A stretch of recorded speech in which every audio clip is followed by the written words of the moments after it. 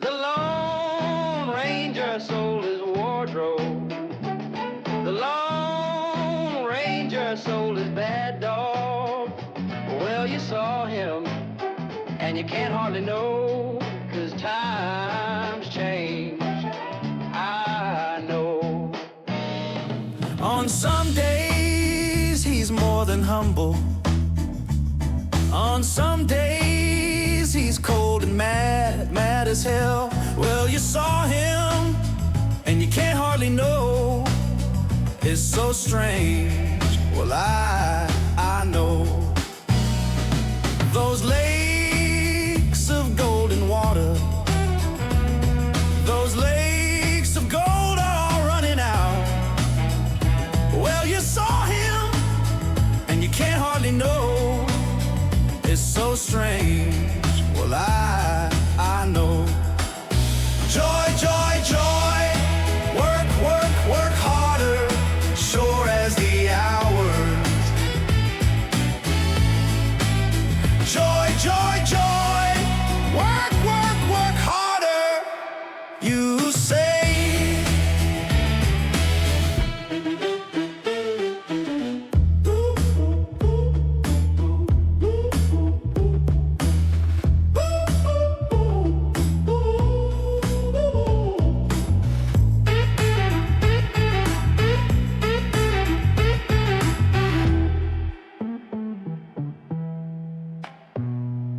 On some days, he's more than humble. On some days, he's cold and mad, mad as hell. Well, you saw him, and you can't hardly know. It's so strange. Well, I know. Those lakes of golden water, those lakes of gold are all running out. Well, you saw him, and you can't hardly know. It's so strange. Well, I know. Joy, joy, joy. Work, work, work harder. Sure as the hours. Joy, joy, joy. Work, work, work harder. You say.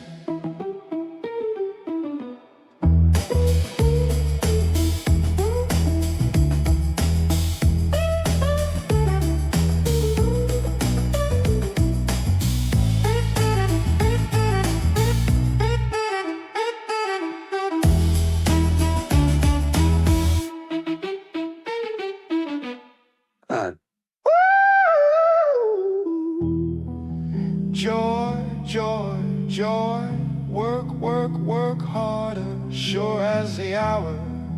Joy, joy, joy, work, work, work harder, you say.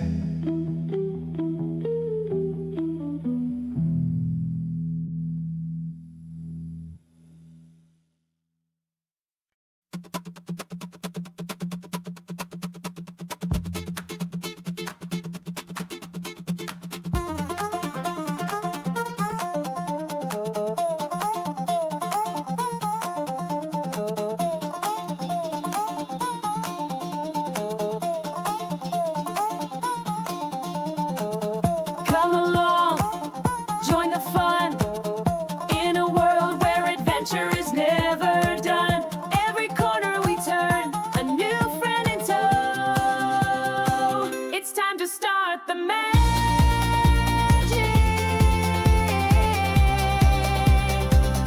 on the Globus Show.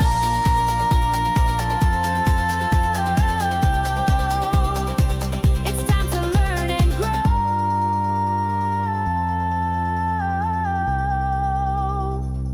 on the Globus Show.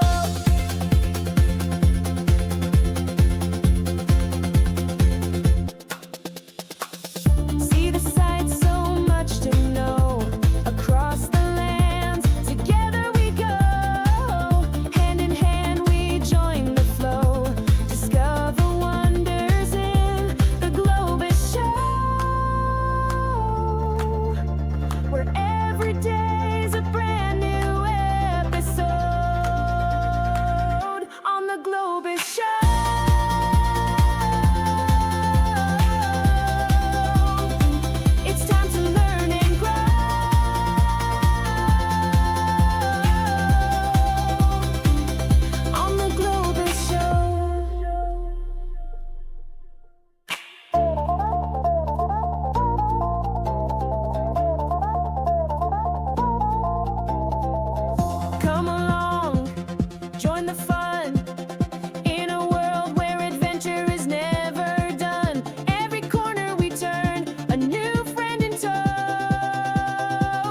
It's time to start the magic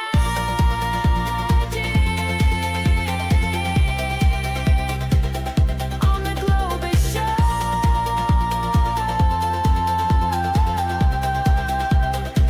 It's time to learn and grow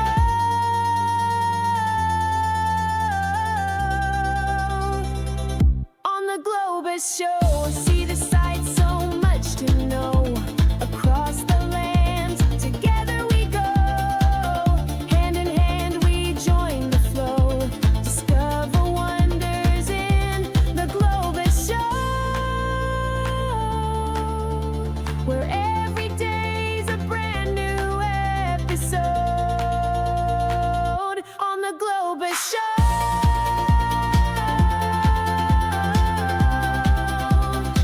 It's time to learn and grow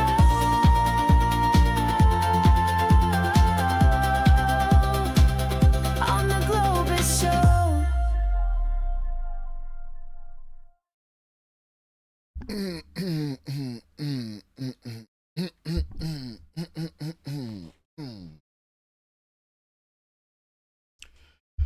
What up, Twitch?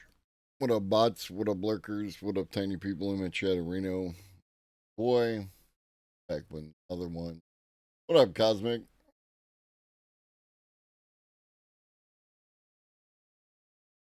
Haven't seen Stampy, so you might get a Stampy now that we've started. Hope everyone is doing well. I hope that your days are relatively uneventful.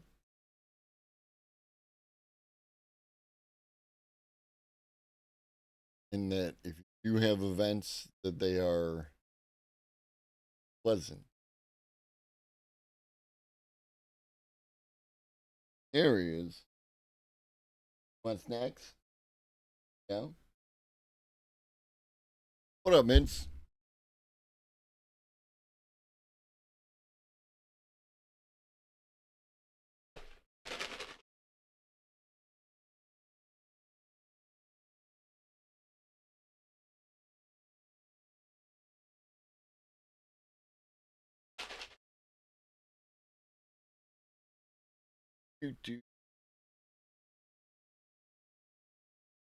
Yeah.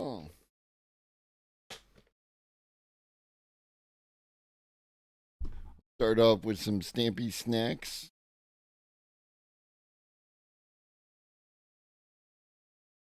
Stampy snacks. Oh, we've got Stampy. Them's the facts.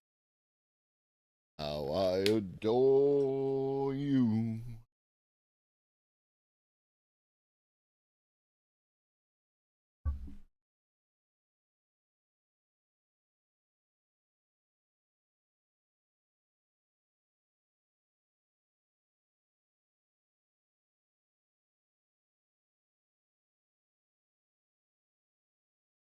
Are you happy? You got a new scratching bed thing. It's got like a concave to it. You know, it's corrugated cardboard, but it's got the concave. What up, Charm Chaos? It's got a concave to it so that he can lay in it. And we had a little catnip fest today, right? You got your catnip?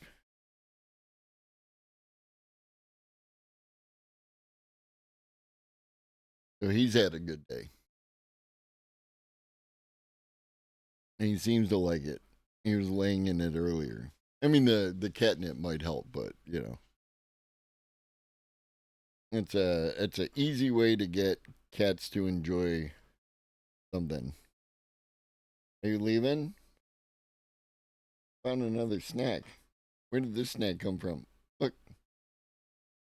Look. You left the old snack. You know? Alright.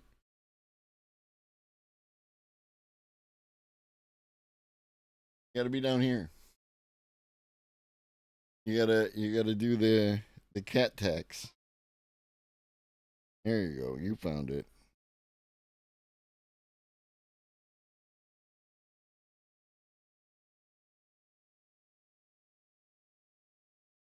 A good boy. He's a good boy. Aren't you a good boy?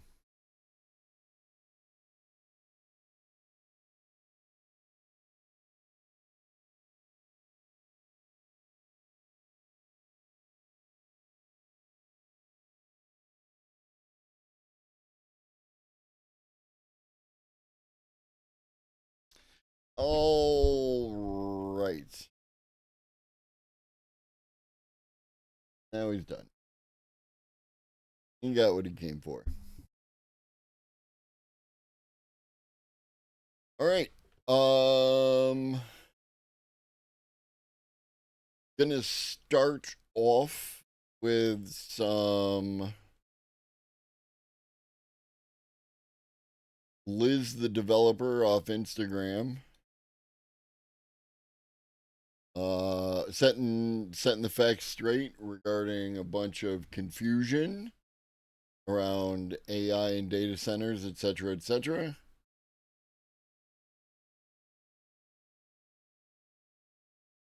Let's do it. Here's the thing that everyone's really That is rather loud.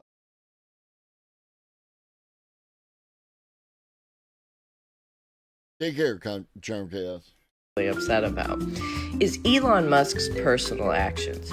When you blame the nebulous concept of Yeah, so this says, girl, the XAI one is literally suffocating people. AI and data centers, you let Elon Musk off the hook, okay?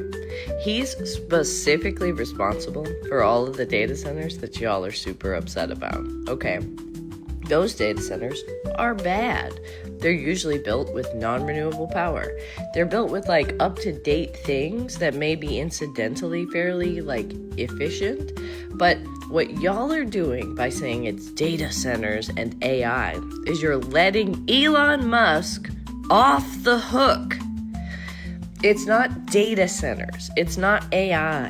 It's specific individuals who bear personal responsibility for these things that you're just letting free, okay? If it's XAI, it's Elon Musk personally.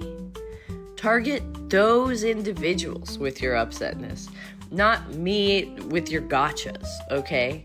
I'm telling you, there's people doing it right, and there's people who are doing it wrong on purpose to hurt people. Okay, so.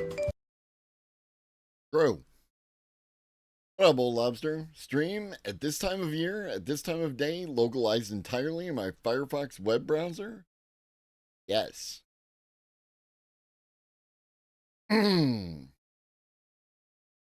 Next up, another Liz the developer. Are data centers not garbage for the environment, though? They aren't. I want you to take every second of being angry about AI data center usage and focus it on Gaza instead, okay? I'm going to debunk this one time, then we all change the subject and we focus on what's happening in Gaza. How about that? So Google's environmental report starts off strong by reducing their data center energy emissions by 12% despite growing demand. Despite growing demand, they reduced emissions. How did they do that? Incredible efficiency gains. The thing is, the people who run data centers do not have direct control over how the energy is generated. They have to contract with power providers. But what they do is they force cities and localities to buy renewable energy by saying, we won't build a data center there unless you do renewable energy. In 2024, Google did 60 new clean energy agreements, producing hundreds of terawatts of new clean energy into the United States clean energy grid. Amazon already beat their net carbon zero goal. They've already beat it in 2023, right? Amazon forced towns and cities to build clean energy so that they would put a data center there and beat their 2030 target in 2023. Who told you that? Who said something like that was going to happen? That the that the federal government doesn't give a rat's ass about what you and I think about climate change or converting to clean energy production or any of that stuff, but that the corporations are who they actually do give a shit about, and those people want to convert over to clean energy and make it happen. Not ideal. It's not what I would like.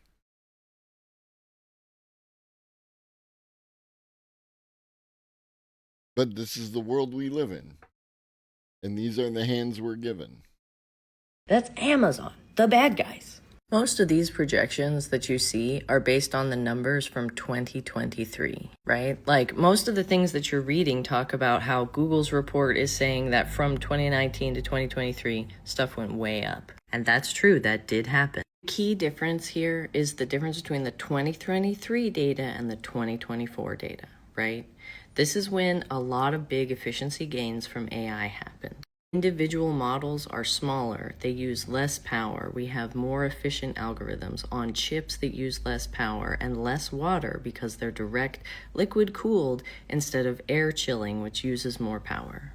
For example, Phi 3, which can run on your phone, does as well as GPT 3.5, which is the 2023 model. He thought AI models would just keep getting bigger, and that was the thing that would make them smarter. It turns out algorithmic and hardware improvements have given us 75 to 200x. And they would not be wrong, Mints. They would not be wrong. It has to do with power, not in the electricity sense, but in the ability to exert your will. If we lived in a different world in which municipalities had collections of people, and those collections of people were to organize themselves into a solid block of political power and use that political power in order to exert pressure on these entities, then we might be able to get cheaper power. Maybe. But because we're all fragmented, that's why it doesn't happen. 75 times to 200 times the efficiency gains. And we did that in only a year. And we're incentivized to do more. Unlike cryptocurrency, every $1,000 in Bitcoin price increase, it increases it by 0.5 terawatt hours per month. And so 0.05. recent reports from 2024 say that we are either using 0.6 to 2.3% of all U.S. electricity on Bitcoin mining. The Department of Energy actually predicts that AI only uses 10 to 20% of current data centers, which means it's 1.2% of our U.S. energy grid, half of cryptocurrency. Oh, they aren't. I want. And as we always say around here, fuck cryptocurrency. Up next, whoop.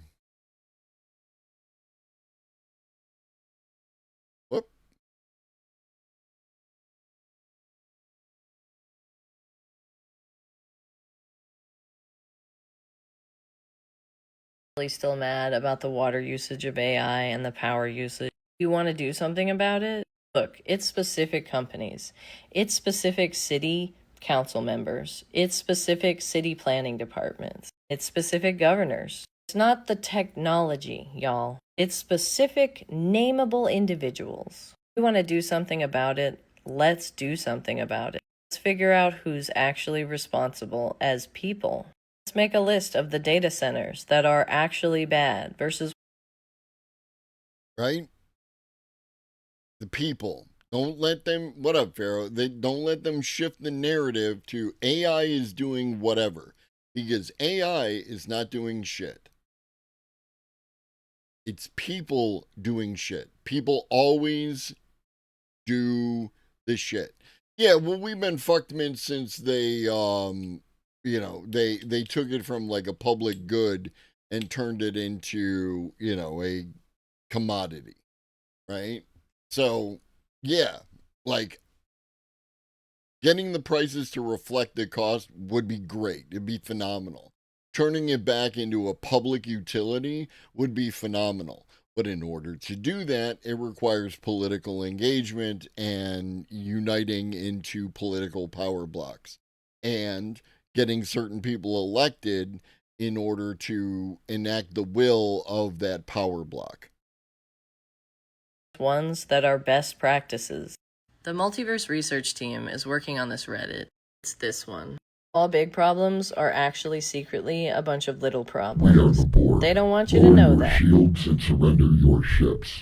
We will add your biological and technological distinctiveness to our own. Resistance is futile. You'll be back like before. I will fight the fight and win the war. What up, Raiders? What up, James Gang? What up, James himself? What up, Fancy Pudding? What up, Trans Women, CEO of Trans Women? What up, Felicity? What up, Timmers? What up, Adam JIT? What up, Argonia? I just met you. This is crazy.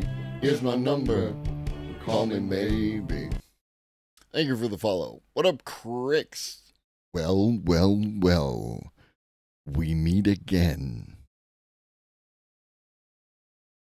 What up, Classical Gas? What up, Elron? What up, Cripkill? What up, Ben? What up, Becca? How you doing? What up, B? Is it B Rye or B Ree? What up, Stellar Wingman? Thank you. Thank you for the subby. Thank you for 3 months. What up, Crit Rad? What up, Ponder Monkey? Ree? B Ree? Roger that. I'll never forget. If you don't know me, what up, Van Briggs? I am Globus Elder. I talk about AI, automation, robots, and future tech, and that's what we do here. And it's important you should know it. And as opposed to running off to another Twitch channel in which you're going to watch somebody speculate on something that they have no more new information on, I'm going to provide you with new information today. It's a thought. You want to learn something?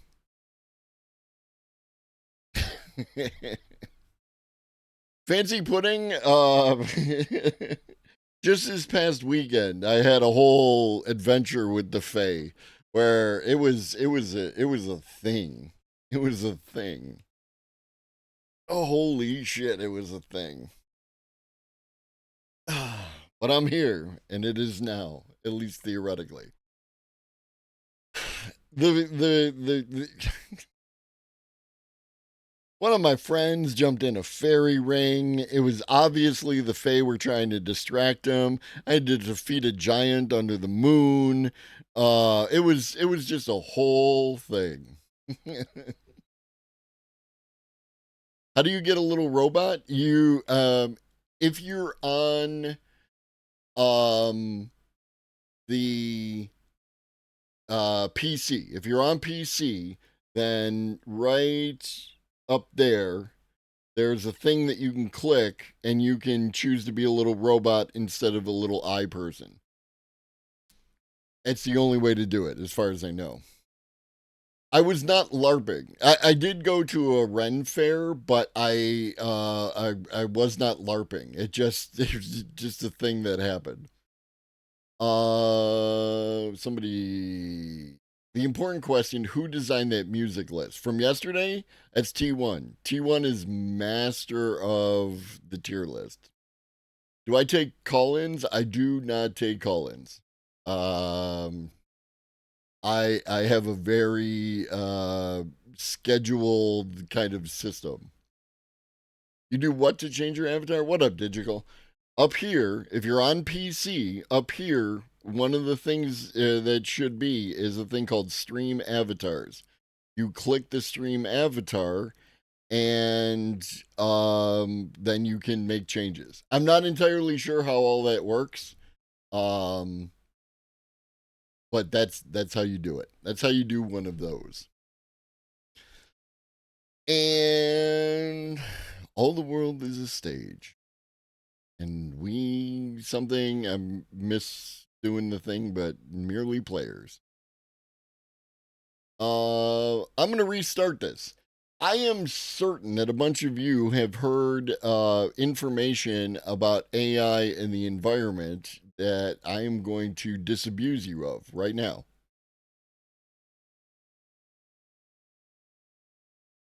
Actually still mad about the water usage of AI and the power usage. You want to do something about it? Look, it's specific companies.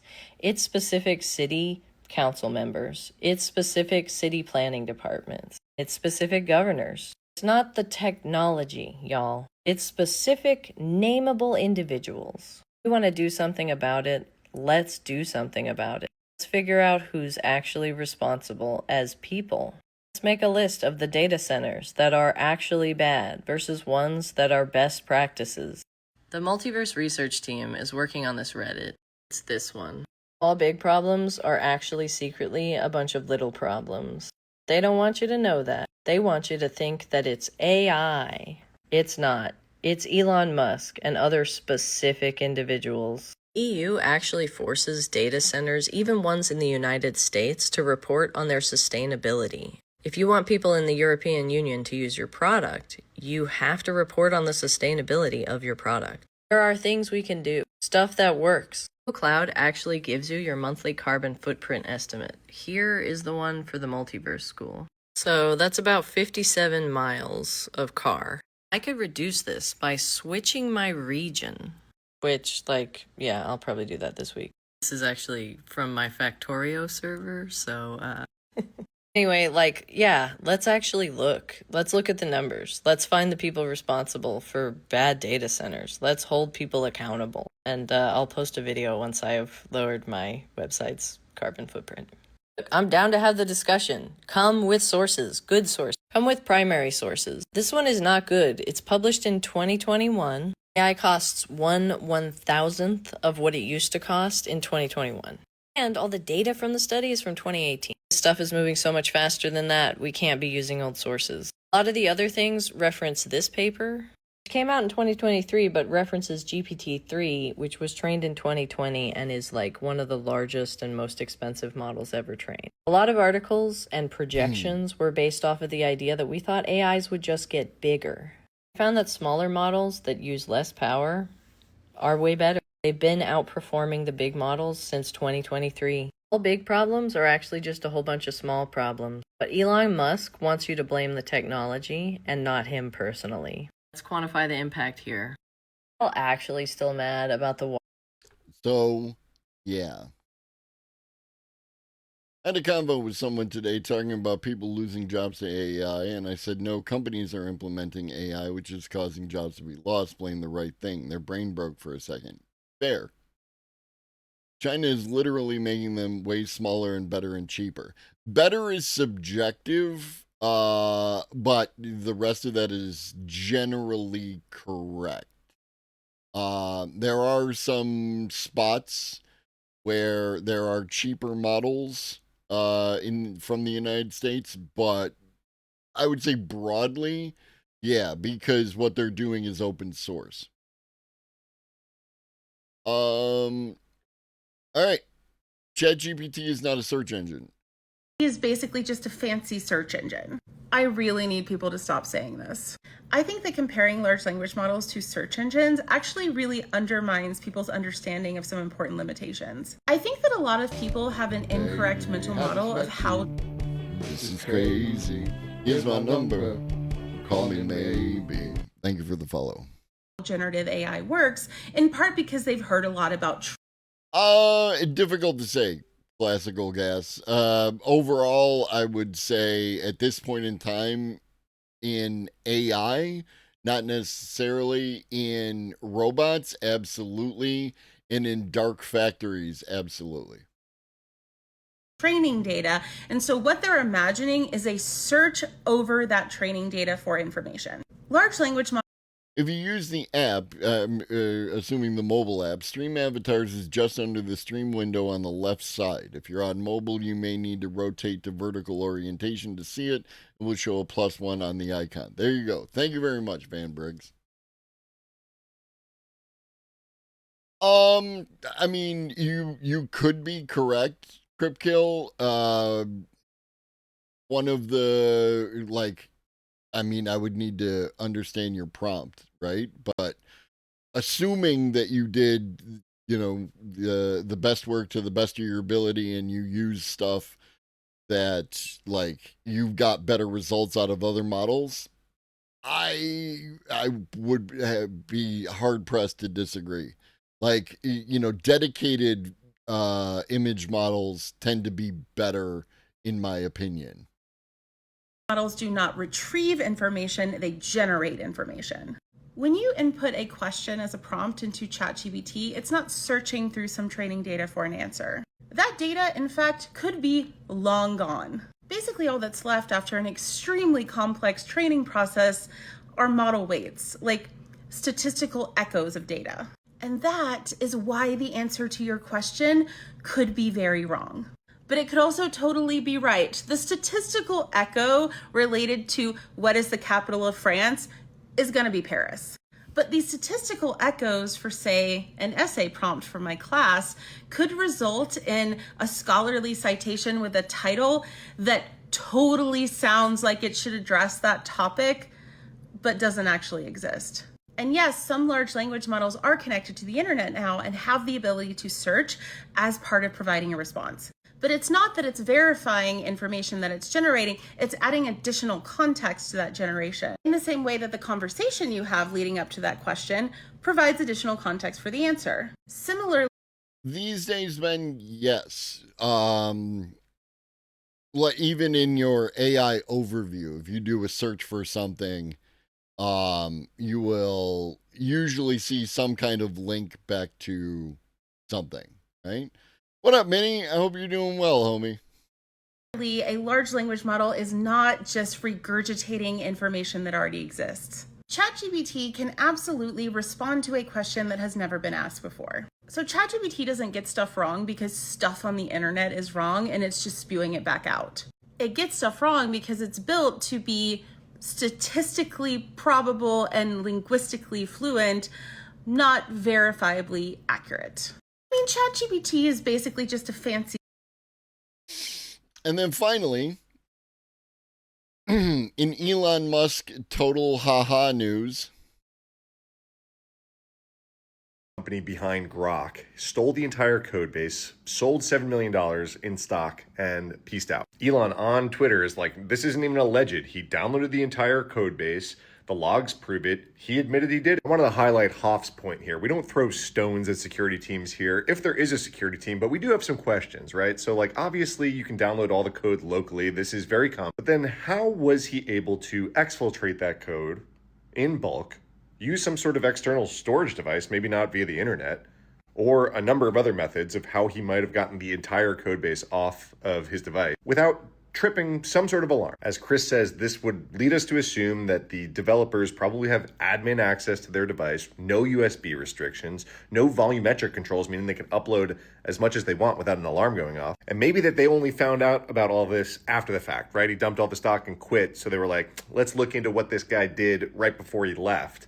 And then, Musk is saying, well, the logs say that he stole all of the code for OpenAI. Either way, corporate espionage games are definitely at play between AI companies, right? Their code base, their models, their training numbers, everything are super sensitive. It's a highly competitive field, and they're going after each other. So this guy got hired by xAI, Elon's company behind.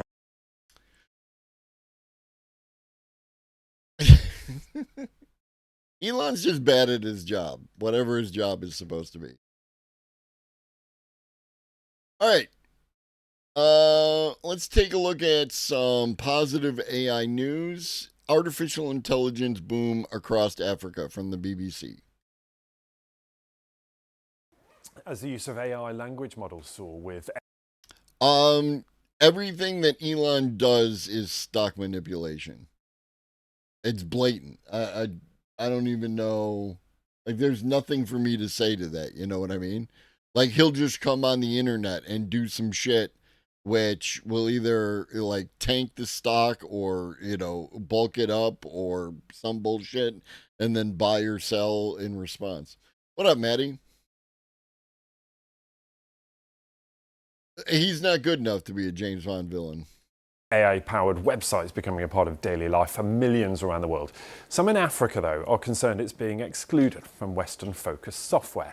So efforts are being made in South Africa, Kenya and Nigeria. What up, Beef? To create more AI products in African languages.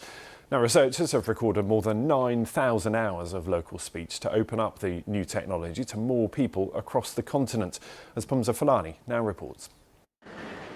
Artificial intelligence, or AI, has become a major part of modern living, shaping how industries work, from travel, health, education, and much more. But as with any technology, it is only as good as the communities it serves. I did not Stellar Wingman because, okay, so for those of you who don't know, real quick, get you up to speed.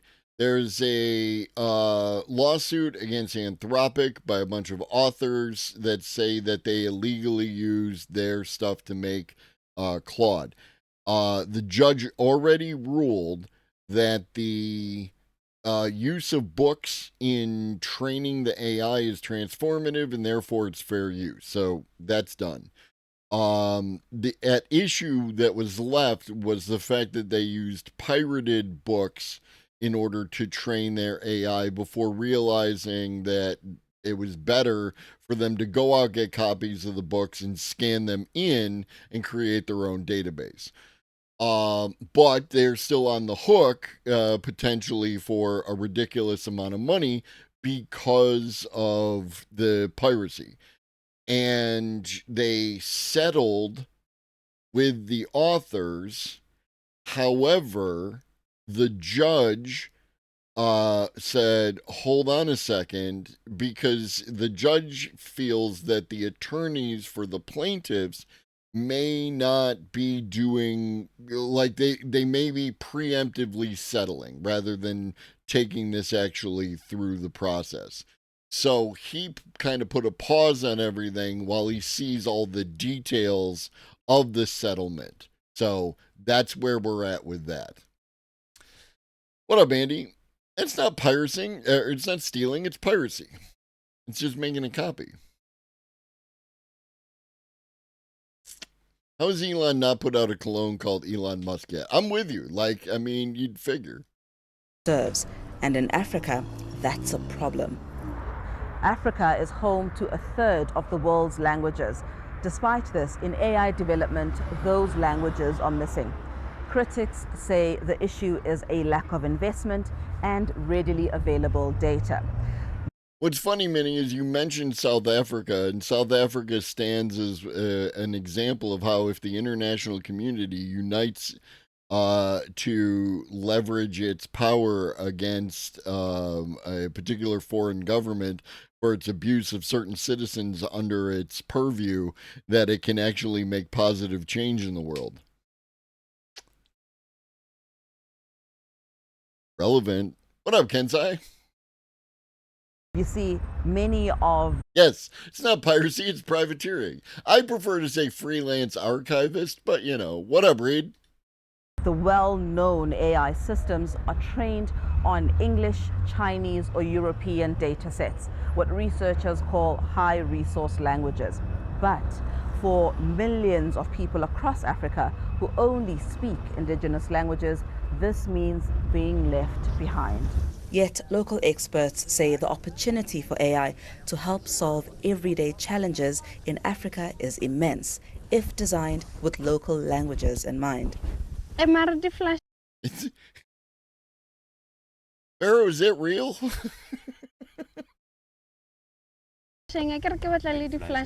Meet Kilebogile Musime, a 45-year-old mother turned produce farmer. At her Rustenburg farm, she uses a homegrown app, AI Farmer, to help when problems arise. Prompting it in her home language, Setswana, the app understands and responds with suggestions. Fair, Maddie, fair. That is accurate. As somebody who's still learning, because I think farming is a lifelong learning experience, you hit a lot of challenges. You can see my cabbages, they're like opening, so you know, I can go into AI and ask them, my cabbages are opening, what that is.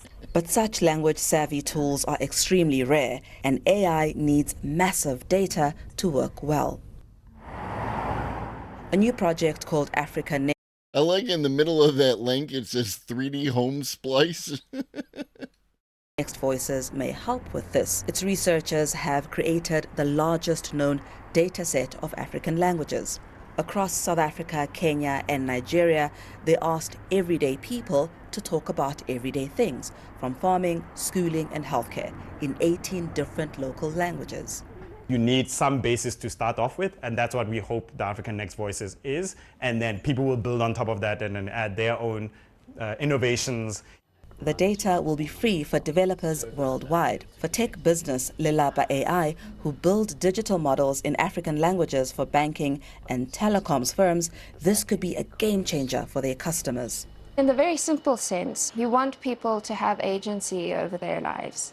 From that perspective, we're engaging in assisting people in participating in a digital economy. For those pushing for inclusive AI, this isn't totally unrelated, but nice. Nice. just about. You mean you can hold former presidents accountable for their actions? Africa claiming a seat at the digital table. It's about using the technology What up, to Dojo? serve its people in their own voice. Pumza Fihlani, BBC News, South Africa. Some people. All right, up next, Geoffrey Hinton, godfather of AI on job loss and UBI. By the way, this is from UBI Works, which is a Canadian YouTube channel that I just found. But here is the link to this. If you are a fan of UBI or other sources or forms of resource distribution, give them a subscribe, give them a follow, watch their videos, boost that content. People say, particularly some economists say, when you get a new technology, it always destroys some jobs and creates new jobs. So, for example, being a ditch digger is not a good occupation anymore now that we have backhoes. They're just better at digging ditches. Big muscles aren't much value. But of course, those people can go off and do paperwork. But when you get super intelligent AI, it'll be able to do the paperwork much better. And there's not clear what job those people are going to do. So I believe that we're going to see fairly soon a massive loss of jobs. Mundane intellectual labor, like the things a paralegal does at a law firm of looking for similar cases. Or people in a call center who are badly paid and poorly trained and do their best to answer your questions but aren't very good at it. And AI will do a much better job. Right. And we could keep going on and think of so many examples throughout our labor market where there are routine, repetitive tasks that maybe a general purpose or even a narrow AI could do, let alone a super intelligence that is many times more powerful than us. So it seems to me fairly clear that there will be massive job loss. Now, that job loss comes because we've got increased productivity, and that should be good for people. In an ideal world, if you have increased productivity, everybody gets more goods and services. That should be great. But because of the system we live in, we know what's going to happen, that a lot of poor people will lose their jobs, and a lot of rich people will get even richer. And that's going to be very bad for society. So many economic and societal implications of replacing a lot of this work that people find meaning in today and take an income out of. And just like wealth, the distribution of jobs and good paying jobs is going to be very, very unequal. Yes. And that's why automation is so attractive to the corporations, right? The AI, the robots, the what have you, will not have to go to their kids' t-ball game. They don't need holidays off.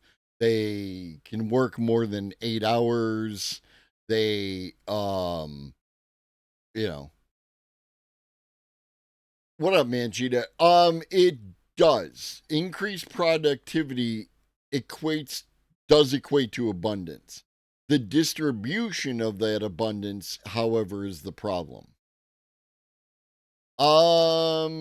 Geoffrey Hinton is British, and British people always wear pants. So you've hit on two things there. There's you need a job to get an income, but you also, most people use their job to get self-respect. The job they do is who they are, or a large part of who they are. And universal basic income will be necessary for a lot of people who lose their jobs. And it'll stop them starving. They'll be able to pay the rent. But it won't deal with the loss of self-respect by being unemployed. And so I don't think universal basic income's a simple solution to everything. I think it'll be necessary, but not sufficient. Okay, Soviet Russia had massive productivity and were poor as dirt. One, I would say that's also a problem with distribution. Two, we would have to discuss the definition of what you mean by poor as dirt, right? Because people in the United States are poor as dirt because housing costs half or more of their monthly income. They're required to get a car, which has all sorts of additional taxes on it, etc., etc., etc. Soviet Russia had housing, at least nominally for everyone, and had caloric intake comparable to the United States at the time. So I just know that when I look at the graph, our productivity has gone up and our wages have stagnated. So whatever happened in Soviet Russia is of less of a concern to me than what's happening in the United States in 2025. There have actually been experiments in Britain that showed that it was very effective. Yeah, no, that's really the question, Maddie. Excuse me. And it's one of the things that comes up with the automation of work is the meaning crisis. And I don't buy the meaning crisis. I think that people find meaning where they find meaning, right? Which includes, the ability to do stuff outside of work. They're just operating from a point of view that is located under the current model of resource distribution. And if we had a different model of resource distribution, then we would be able to reframe, that thing. Classical gas, I understand that, but I am of a more, pragmatic point of view. Russia responded to the American threat. America responded to the Russian threat. All states are bastards. Each one was looking at things from their own particular point of view and were responding to each other accordingly. So, I don't particularly love Russia or the USSR or any of that kind of horse shit. Or China. They all suck. They all do state shit. I do not, Cosmic. I will take on any of that. Because literally that's what I used to do. I'm a huge fan of history. So I think you have a particular view and that, and that's it, right? You have a particular view of China's relationship to the rest of the world, and I don't have that same particular point of view because I don't do nationalism.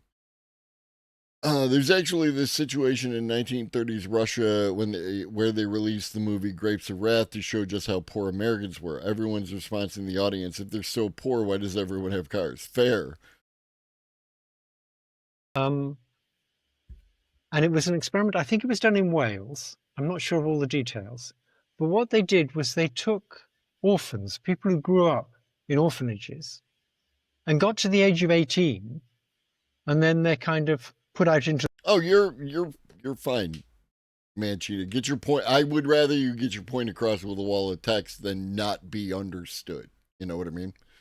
Take the example of the ball bearing factory. Steel foundry would smelt the steel. The productivity of the ball bearing factory would rise year over year, but no one was buying all the ball bearings, so they were being returned to the steel foundry for smelting. Productivity looks great, but Joe Schmosky lives in a concrete box with low wages.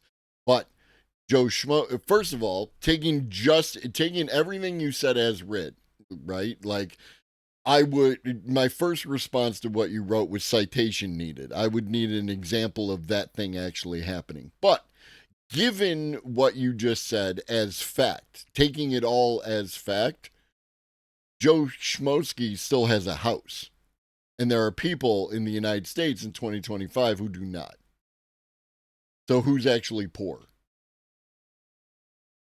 The world, and a lot of them can't cope. And because it's a rather small number of people, you can afford to give them universal basic income. And people from other areas can't just move in and say, I'm an orphan, I should get it, because they're not. So that apparently worked extremely well. The people who were getting a reasonable universal basic income did much better negotiating the transition to being adult than people who weren't getting that. People just getting normal Social Security. Right. And that was actually a very well cited pilot around the world. Basic income advocates globally were amplifying the news from that. And these are actually findings that have been echoed across quite a few studies as well, where if you give somebody some basic economic level of security, it gives them more negotiating power in the labor market. It gives them a little bit more ability and freedom to search for better work, or maybe to look for other ways to build their career or give back to society. Recently, we've seen a number of notable tech and AI leaders also come forward and talk about UBI, saying they support some form of it. Would you say that your understanding of the risks of joblessness is pretty common in the industry? Yes, I think all the big AI companies are investing they're basically investing hundreds of billions of dollars in advancing AI. They wouldn't be doing that unless they thought there was a lot of money to be made. And the place there's a lot of money to be made is from increasing productivity. And what that really means is getting rid of people and having AIs replace them. Now, there's some industries where it's not a worry, like healthcare. If you could make doctors 10 times more efficient, we'd just get 10 times more healthcare. It's an elastic market. Old people like me can absorb any amount of healthcare. So it's not going to put doctors out of work to make them more efficient. But in other areas like call centers or paralegals, it's going to put people out of work, and it already is. Right. It seems to be a very strong business case to be automating many types of work. Certainly not every occupation, but there is a huge segment of the labor market where the businesses and maybe the consultants have figured out this makes economic sense to automate. Yes. Classical gas, we'll find out eventually. Right. And it's not just going to be it's not just going to be relatively poor people. If I was a big consultancy firm that got paid lots of money for spending a month to write a report on something. Yes, Maddie. Friend of the channel, Jana Splinters, was paralegal and saw the writing on the wall, like 2 years ago, and got out of that. So yes, 100%. I would be very worried about the fact you can now get AI to write the same report in 10 minutes. And you can scale this out across every industry where intelligence is becoming commodified. Maybe one of the only exceptions I've seen in the tech space of a leader who has pushed back against this is your friend Yann LeCun, chief scientist at Meta, who says AI will cause major labor disruption, but there won't be mass unemployment. What would you say to him? I don't believe him. I mean, some economists agree with him. And it's true that there have been previous things, like automatic teller machines didn't cause mass unemployment among bank clerks. But I think this is different, because this can do all kinds of mundane intellectual labor. And I think it will cause massive unemployment. And the real problem is this. All those people who become unemployed, they used to pay taxes. They're no longer paying taxes. If you're going to have universal basic income, where's the money going to come from? And I think the money should come from somehow taxing the AIs that do their jobs. That will provide the money. But of course, the big companies are going to be very, very unhappy about taxing AI. And I've had people bring up the robot tax before. I just don't see how that's actually going to work. What I'm saying with the example of Globus is that being a productive member of society is a central tenet in both systems, communism and capitalism, neither of which on their own work very well, as there is a massive disparity between the top and the bottom. Yeah, I mean, power structures always tend to do that, which is why I tend to be anti power structure, anti hierarchy.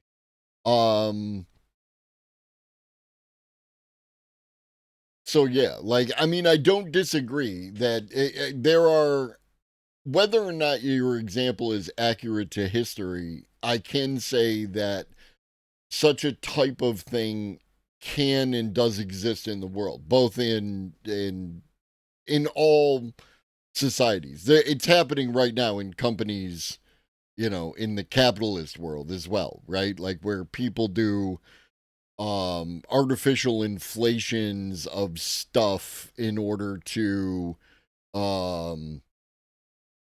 you know, like to make stuff go away in order to make it look like they're doing stuff. What up, Zach? I heard that AI isn't artificial and isn't intelligence and that it's just computers. Technically true. I heard that people are not intelligent.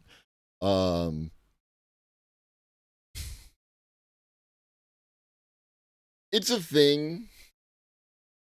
It's a thing. AIs. That's right.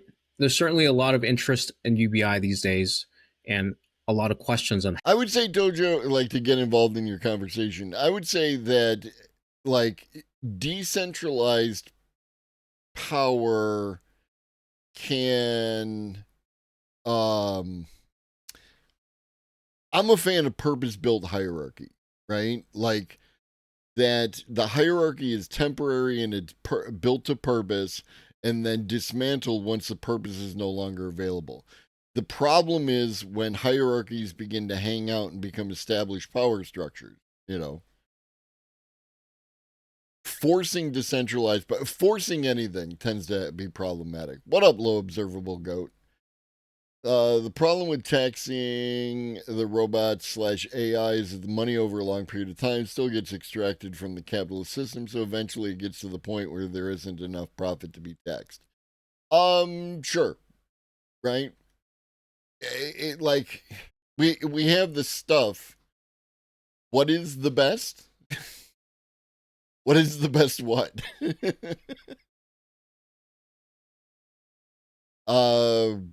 The best cheesecake is regular, just regular ass cheesecake. With like like maybe some strawberry topping.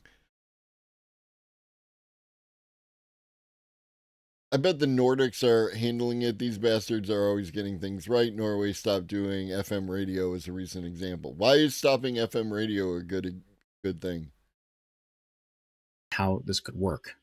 And the design space of it is so large. One of the number one questions, of course, is how do we fund this?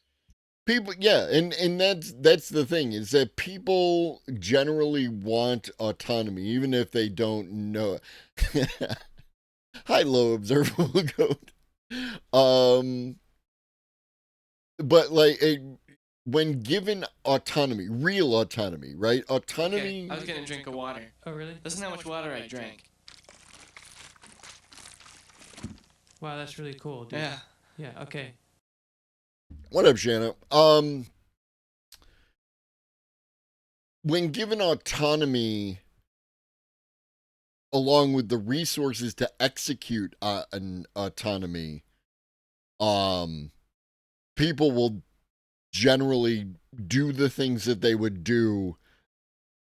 Basically, it comes down to when people ask, what would I do under UBI, for instance, they would do what they would do on their day off, right? If they didn't have anything to do and they had the time and the resources to do whatever they want, that's what they would do if they had UBI. And that's the kind of autonomy that needs to happen. If you don't have the resources to execute on your autonomy, we all have autonomy.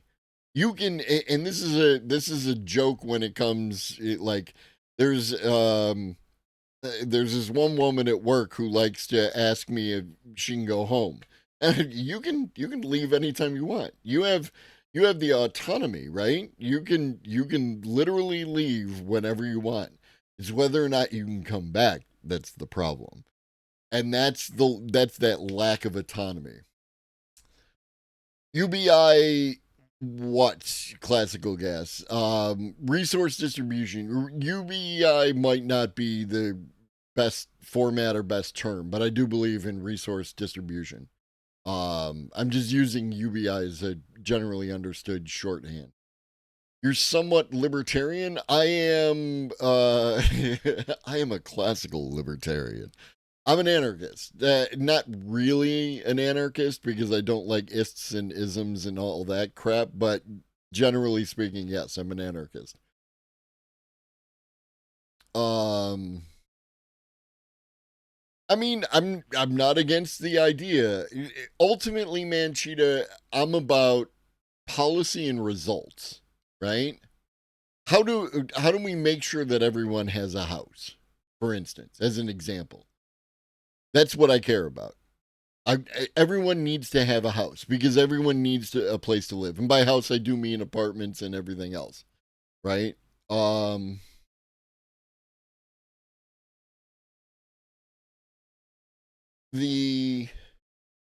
Everyone needs a place to live. How do we make that happen? Right? If your policy prescription involves some people not having a house, not having a place to live, then we don't really have anything to talk about. Because I start at everyone has a house. Everyone has a place to live. Everyone has food. Everyone has electricity. Right? Otherwise, your policy prescription, not necessarily yours, but whoever's, the policy prescription is that some people get to die. And I'm not a fan of that, right? I don't think that people should die just because they can't work or aren't productive members of society or any of that horseshit. Everyone should have a house. Done. That's where I start. Now, how we make that happen, I'm open. I'm not attached to any ideas, right? If you were capable of selling me on the idea that the capitalist system would actually provide everyone with a house and would actually provide everyone with food, I'm open. We can talk about that. But it has to do that at a minimum. Yeah. And to ground this in the real world and practical policy, it's often useful to think of it as two complementary models of basic income that already work today, and there are ways of funding it. There's what's called a guaranteed minimum income. Some call it a negative income tax or a livable income. And many benefit systems today, and our EI system actually has elements of it, which is it kicks in when you... Everyone needs to be careful right now. This is not about AI. This is about being on Twitch. Everyone needs to be careful right now. I'm not entirely certain what's going on. I'm getting it, like there are different examples. Justin caught a ban, Samson's caught a ban, and my man Talorx just posted that he caught a ban. I don't know what it was. I don't know what they were talking about. I don't know what they were doing. Now is the time to be very careful. Security is our watchword. Watch yourself. Asmongold, as far as I know, is not banned. Asmongold is taking some time allegedly because his father has cancer. And, you know, respect to that. Apparently his father is not like Asmongold, right? And it's important to take care of people and spend time with them and like that. So yeah, be careful. Tell all your favorite streamers to be careful, right? Tell all your favorite chatters to be careful. Everybody be careful. This channel, I'm confident that we're not going to catch a ban because we don't talk about subjects like are currently being talked about in a variety of places right now. We talk about AI and like high level big idea kind of thing. And no Fed posting. What up, Zio?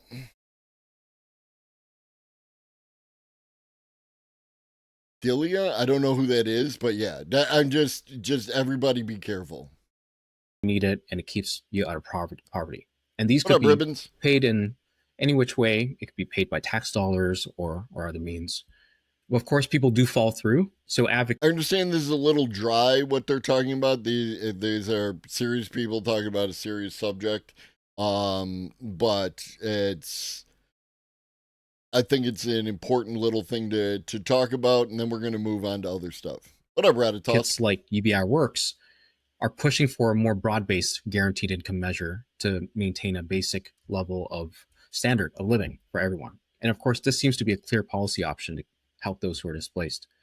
And there's a second model of basic income, which is actually quite close to what you mentioned, Jeffrey, which is to see it as a dividend from some public or Fancy Pudding, I'm just amazed that I was able to read that sentence and it all made sense. natural form of wealth. So you can think of sovereign wealth funds or carbon dividends are a very good example. There's growing interest in the idea of AI dividends. And there's already very strong precedents around the world. Alaska and Norway both have sovereign wealth funds that pay their citizens directly. In Norway's case, the pensions. And there's certainly calls to adopt similar models here in Canada. But in fact, some people have actually called for sovereign wealth funds and dividends precisely as an answer to AI. And when it comes to that kind of stuff, Elron, I understand that there's the argument, what about the people who are just gonna, collect money and play video games? Okay. Right? Like I'm not concerned about outliers in edge cases. I'm convinced that the vast majority of people, yeah, they might go and they might spend, a few days a week laying in the park, right? Just chilling. But eventually they're going to want to do something. Most people want to do something. You know what I mean? They'll go ahead and find something new that they can do. Including people like Sam Altman. And so you can imagine a public national fund that holds shares of the biggest companies, and it could collect revenue from land through something like a land value tax. And this is because that's where wealth is going to increasingly concentrate as we automate more sectors of our economy. The biggest companies and land. And there's a bunch of various trust fund kiddies who are out there doing stuff, living their best life, right? And it is what it is. What up, Michael? I can't work, so in theory I have the time to do what I want, but I lack the resources to actually do it. Yes. Unfortunately, many people who've never relied on assistance assume it's some kind of privilege when it's anything but. And they assume it's easy. They assume, like, you just say, money, please, and then they give you money and you fuck off. And if you've ever actually been on any type of assistance, you know that is not true. You know that is not true. And unfortunately, a lot of entities are just looking to kick people off the rolls at the first opportunity. And it's super problematic. Which is why when any of these asshats says, oh, I used to be on that and I grew up on that and now I'm a fucking senator or whatever the fuck. I don't, either you're full of shit or you forgot the lessons that you learned or you're intentionally forgetting the lessons that you learned. Because if you go ask your moms, she'll tell you it wasn't like that.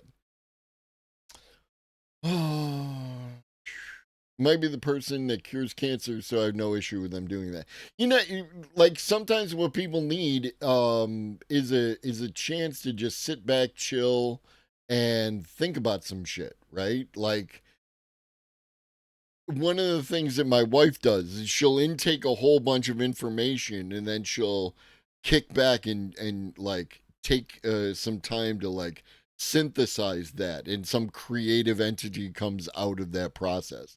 And like a lot of people, they need that opportunity to do that, right? This is the United States. We love to talk about the Enlightenment, right? And all the Enlightenment thinkers and that. What were those fucking guys doing? They were hanging out in coffee houses, smoking tobacco, drinking caffeine, and fucking and coming up with all these ideas. Some of which, probably most of which, they took from various indigenous groups. But I don't want to completely take it away from them that they took all these ideas and kind of synthesized them into something else, right? Like there is two sides to that story. But Dawn of Everything is an excellent book and you should read it. Yeah. And this is, in one way of thinking of it, could be a proxy of giving everybody a economic stake in the upside probably of AI without handpicking and taxing a certain sector or a certain company. And this is just a short primer on how to think of it that could be useful for policymakers and the public to see as feasible models to build on. What do you think about? I mean, that's part of it. Ponder Monkey, they did do that, but there's also other stuff in there, right? Like, I don't want to take all of the ideas of the Enlightenment and throw them out. There was a lot going on. That, Professor, do you think any of these ideas could make it into the conversations you're having?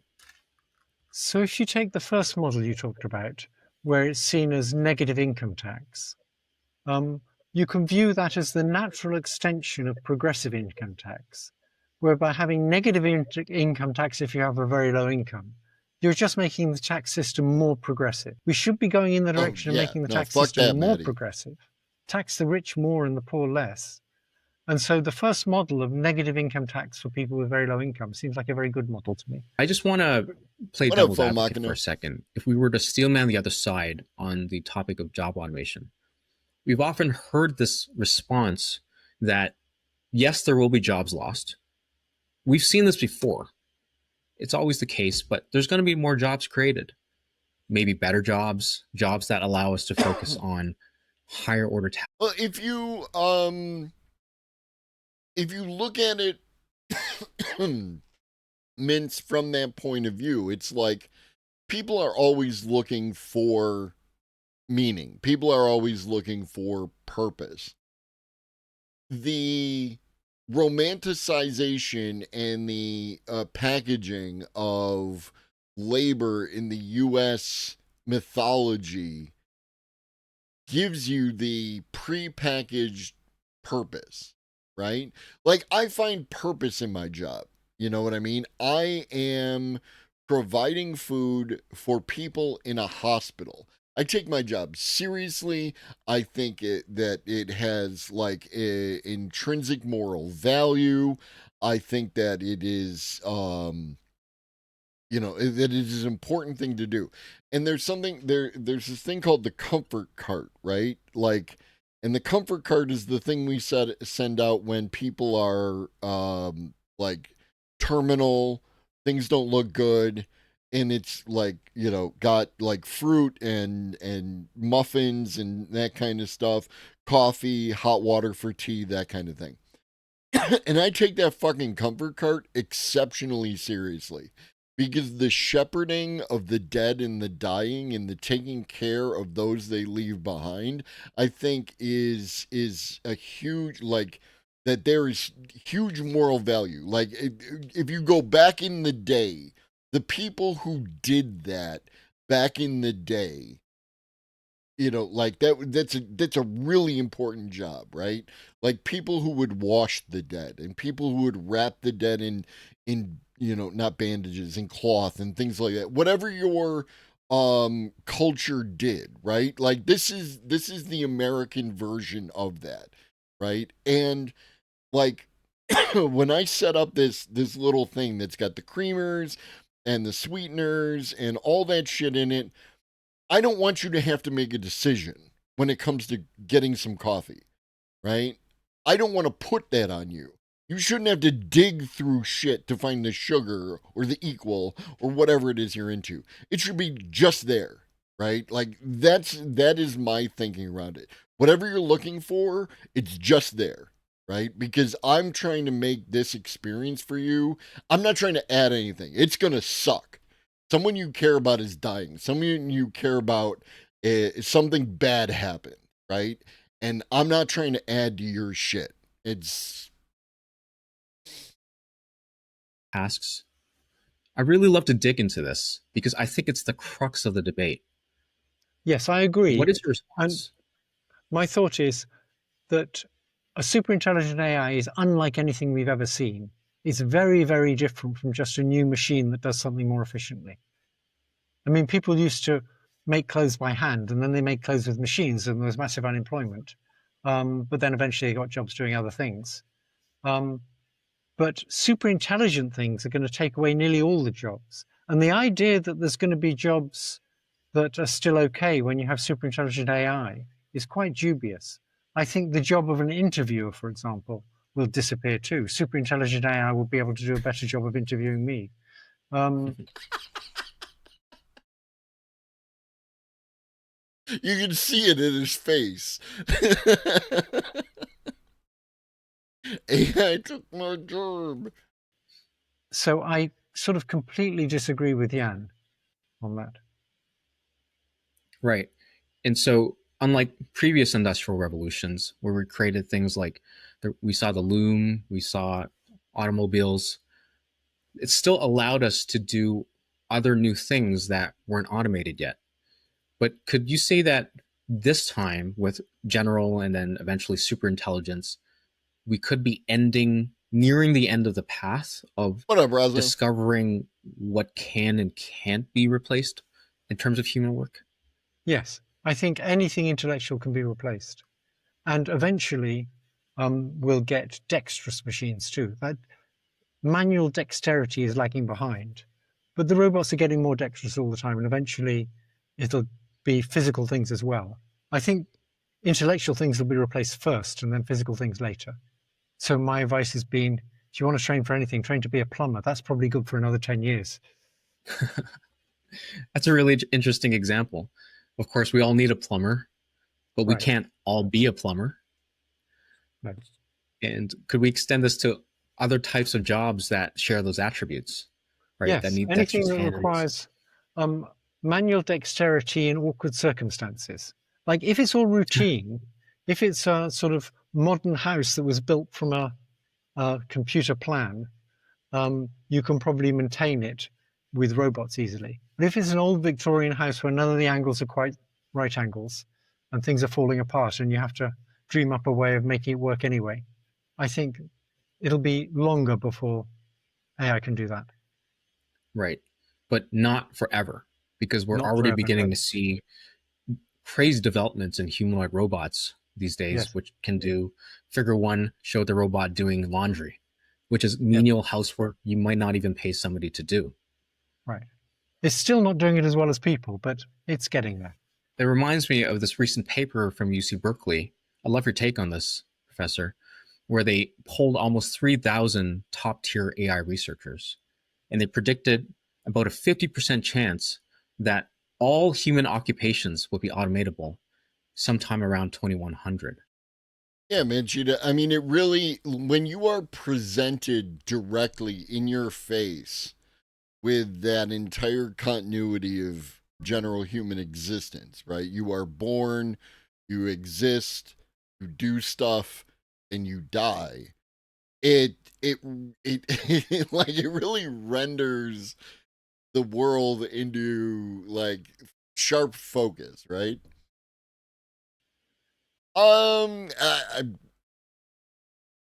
Forever is a long time, classical gas. Now, that seems like a very far time away, but like you said, it's very hard to predict even the next 15 years. So I would actually suspect there's a good chance all human occupations can be automated before that. I'd have said sort What of up, Bipolar Bear? 50 years was a better bet, and maybe sooner. Wow. So that seems So pretty take urgent. mathematicians, for example. Mathematicians, I think they're going to be out of business fairly quickly because mathematics is a closed system. It doesn't require data. So you can have an AI. It's like chess and Go. You can have an AI that just has one module that proposes theorems and another module that tries to prove them. And it can just keep learning lots and lots of stuff about mathematics. And I think, and many mathematicians now are beginning to think, it may outstrip human mathematicians quite quickly. Everybody has some level of anxiety over what our... Okay, so going from that to this, what happens when capitalism doesn't need workers anymore? Everybody has some level of anxiety over what our AI future will look like. Somewhere between Skynet and a post-scarcity utopia, the most immediate concern for most people is that this technology will end up doing their job better than they can. So far, one side of the argument points out that big new technologies in the past have only ever made economies wealthier, and whatever jobs they replace, they end up making more, better jobs somewhere else. The other side argues that, yeah, sure, when we replaced our muscles with machinery in the past, it let us leverage our minds, which are clearly what humans have invested most of our evolutionary traits into. But if machines replace that, what else do we have left to offer? Now, nobody can predict the future, least of all economists. But we don't really need to, because there are certain economies that are going to see the widespread impacts of these changes well before most others. In fact, they kind of already are. In places like the Philippines and Bangladesh, the threat of AI is much more imminent. A threat to jobs, to entire industries, and to the economic growth they've spent decades building. These economies have spent the last 30 years constructing entire industries around outsourced service work. Things like call centers, data entry, transcription, and basic software support. These jobs were once considered safe from automation because they required language skills, context, and that special human touch that machines just couldn't replace. Well, it turns out machines got a lot better at replicating that human touch. Tools like LLMs can now handle those tasks in seconds at a fraction of the cost, and these jobs, which make up a big share of GDP in many developing countries, are looking like they might be the first dominoes to fall. I don't know, Raza. There's a whole universe, a whole lot of interesting things to do and experience. So, like, I'm currently planning on living forever. Work so far. In the Philippines, the IMF estimates that a staggering 89% of outsourced service jobs are at high risk of being automated by AI. That's over 1 million people whose jobs could disappear in just a few years. In other words, AI is already making the world's richest countries even richer, and is making it harder for everybody else to catch up. And that's just the beginning of the story. Even in rich countries, AI is starting to divide the economy into those who can leverage it and those who are going to get replaced by it. The US Bureau of Labor Statistics predicts that roles like cashiers, bank tellers, postal staff, and customer service representatives are all on track to shrink. One estimate suggests 7.1 million jobs could disappear in the next 5 years, with up to 47% of current roles at risk of being replaced by AI. Of course, it's also worth remembering that companies and their investors have now ploughed trillions of dollars into developing this technology, so they want to eventually see a return. As heartless as it is, cutting millions of workers off payroll is probably the most immediate way to start seeing those returns. So, there is an incentive to play up the scare campaign because what sounds horrifying to most people sounds like opportunity to those actually writing the checks. But even still, the trend lines are clear. AI is already reshaping who gets ahead, who falls behind, and most importantly, how fast the gap is widening. So, as always, we've got some important questions to answer. Why is AI supercharging growth in rich countries while simultaneously threatening the economic survival of others? In a world where one person armed with AI can replace 5 people, what exactly happens to the other 4? And perhaps most importantly, can workers, or even entire economies, adapt fast enough to survive the shift? If you follow this channel, you already know that long-term investing is one of the smartest ways to grow wealth, and that consistency matters more than timing. That's why this video is brought to you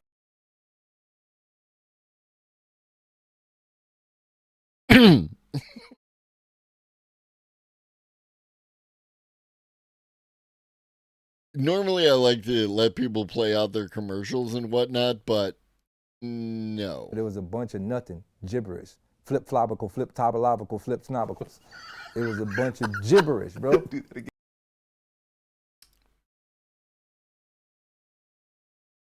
Most people cannot take advantage of this, right? If you're living hand to mouth and you're living paycheck to paycheck, right? When investing, your capital is at risk and you may get back less than invested. Sorry about this. I know it's a bit silly. It's a bit silly. Just a moment. Just a moment. According to the Centre for Economic Policy Research, the US could see a 5.4% boost to GDP over the next decade thanks to AI-driven productivity gains. The UK, Germany and South Korea aren't far behind with similar projections. Meanwhile, lower-income countries are looking at much more modest gains, closer to 2.7 to 3.5%, which would be a departure from the expectations about developing countries, well, developing faster.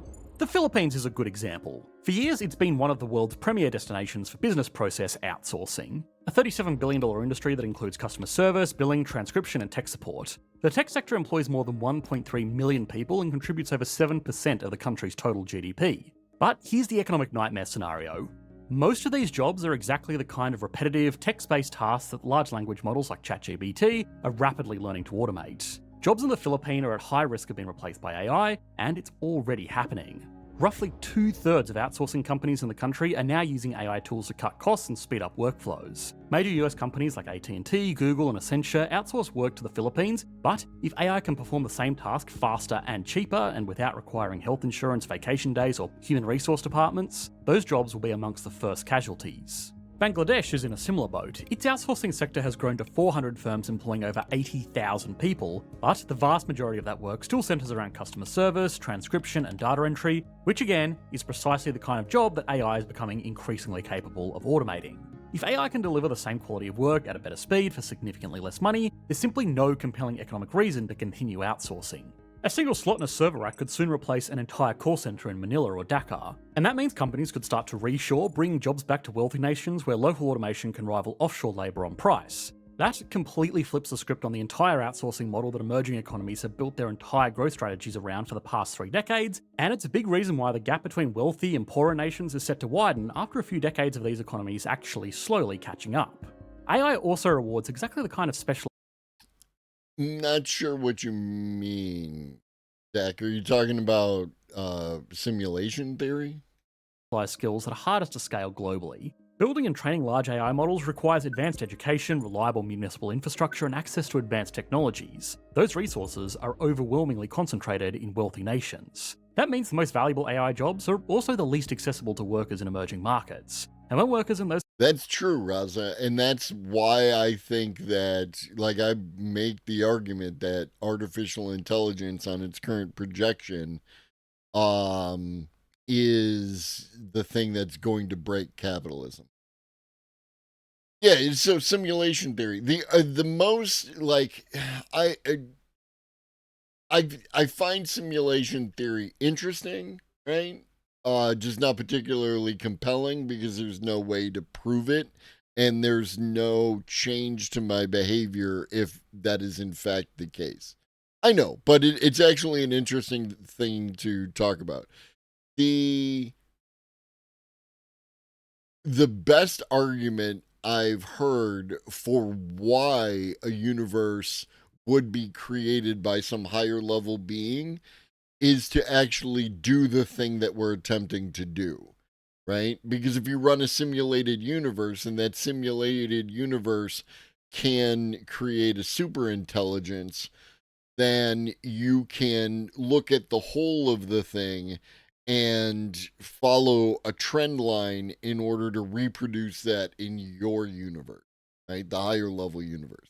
So, like, the most compelling argument for simulation theory that I've heard is the one where we are autonomously trying to develop the super intelligence for the higher level beings. Yeah, and that's where I am, Raza. It's like, I don't believe in free will, right? Like, I believe that human beings are incredibly complex systems, and all those complex interactions are what creates the impression of free will, but it doesn't change the way that I move through the universe. Later, trans women, I just, like, you have to act as if you have free will, right? Like, that's all you can do, because the alternative is Jesus take the wheel and you end up in a fucking ditch somewhere. Countries do. Yeah, I mean, to that idea, Mince, but if you take that and instead of generating a power source, they're attempting to generate a super intelligence. Do manage to gain access to those highly sought after skills, they often don't stick around. That dog falls Talented asleep. engineers are being recruited by global tech companies or relocating entirely to hubs like San Francisco, London, Berlin, or even centres within China. The result is an accelerating brain drain that leaves poorer nations with fewer startups, fewer teachers and researchers, and dramatically fewer chances to catch up in the global AI race. And it's clear which countries are leading that race. In short, the countries least equipped to absorb disruption are the ones getting hit first and hardest, while the countries best positioned to benefit from AI are already pulling ahead because they control the capital, infrastructure, talent, and resources shaping the future of AI. But AI isn't just dividing countries along economic lines, it's also creating stark divisions between the people within those same countries. This technology is not impacting all people in the same way. It's making some workers nearly obsolete while making others far more valuable. That's because AI represents a very specific kind of capital, and understanding this distinction is crucial for predicting its economic impact. In the past, most new technologies functioned as what economists call complementary capital, meaning these were machines and technologies that made human workers more productive. For example, a combine harvester didn't eliminate farm workers, instead it made each individual worker dramatically more efficient. Before mechanisation, harvesting a single field might require 20 people working for several days, while with a harvester, one person could do the same job in a fraction of the time. Labour and capital worked together, and as productivity increased, so did wages and living standards. Workers remained essential to the process, they just became much more productive. For many high-skilled roles, AI will become more complementary capital, boosting productivity without replacing the human worker. Exactly, Rosin. Now just take that to the next logical extent, right? Like, there's so much universe to understand and know, and I want to extend my time understanding and knowing all that shit to its maximal, possible extent, right? So, like, I'm gonna live forever. A financial analyst using AI to scan reports and spot anomalies can get insights faster and can focus more time on strategic thinking.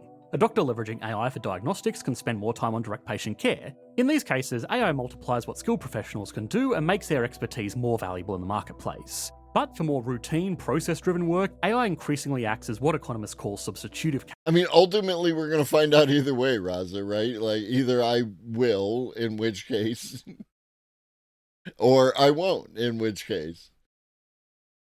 Capital, replacing human labour altogether instead of enhancing it. An AI-powered chatbot doesn't make a customer support agent faster, it replaces them. A sophisticated code generator doesn't assist a junior developer, it replaces them. In other words, the more capable our capital becomes, the less it actually needs human labour to function. And in the AI economy, capital ownership is more concentrated than it ever has been in modern history. Most of the major breakthroughs in artificial intelligence are coming from a handful of elite firms in the US and China. Since 2017, the US has produced 135 large-scale AI systems. China's not far behind with 110, but the gap widens quickly. From there, the UK has managed 25 and France 24. And the companies leading the charge with these breakthroughs are experiencing exponential growth thanks to what is known as the data network effect. The more data they collect, the better their AI model performs, the better their model, the more users they attract, and the more users they attract, the more data they generate. This creates a powerful feedback loop where market power and profits concentrate in just a few dominant companies. PwC estimated that AI could add $15.7 trillion to global GDP by 2030, but 70% of that wealth is projected to go to just two countries, the USA and China, because they own AI. In 2024 alone, over 1,100 US-based AI companies raised major funding rounds. That's more than double all of Europe combined. IBM and Microsoft alone hold thousands of AI-related patents, giving them long-term control over everything from enterprise tools to foundational models. Smaller firms, even those in wealthy countries, are becoming increasingly dependent on licensing tools and models that they didn't build and don't control. And that extends beyond software. The physical machines that power AI, CPUs and GPUs, are overwhelmingly designed and manufactured in just 5 countries. More than 90% of that hardware comes from the US, Taiwan, China, South Korea, and Japan, and that means a tiny handful of countries don't just run AI systems, but also manufacture the foundational components that make AI possible in the first place. That's the reality of AI as capital. It primarily benefits those who already own the assets, while replacing those who don't. The more you can leverage AI as a productivity multiplier, the more economically valuable you become in the marketplace. But for workers in routine roles, especially those without access to retraining programs, the future is looking far less promising. Now, even if you weren't aware of these exact figures, they probably aren't surprising, and that's exactly the point. This is a reality that people are noticing. Nearly 1/3 of Americans in a recent survey said they're fairly or very worried about losing their jobs to automation. This isn't some hypothetical scenario we're speculating about. We've witnessed similar disruptions before. When industrial automation and large-scale It's actually the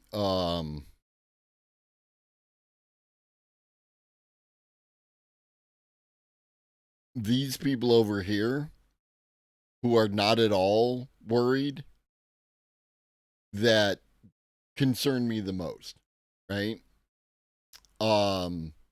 Because these people, if they do get automated, are going to be completely blindsided. And a lot of people will tell you that AI could never do my job, whatever. And you see it all the time. And they do it in various ways, right? Like, oh, my company brought in a robot or, AI, and they ended up getting rid of it because of the whatever, right? Like, and then, so they think they're safe. Maybe they are. Maybe they get to be the outlier where AI doesn't replace them. I find it unlikely. Where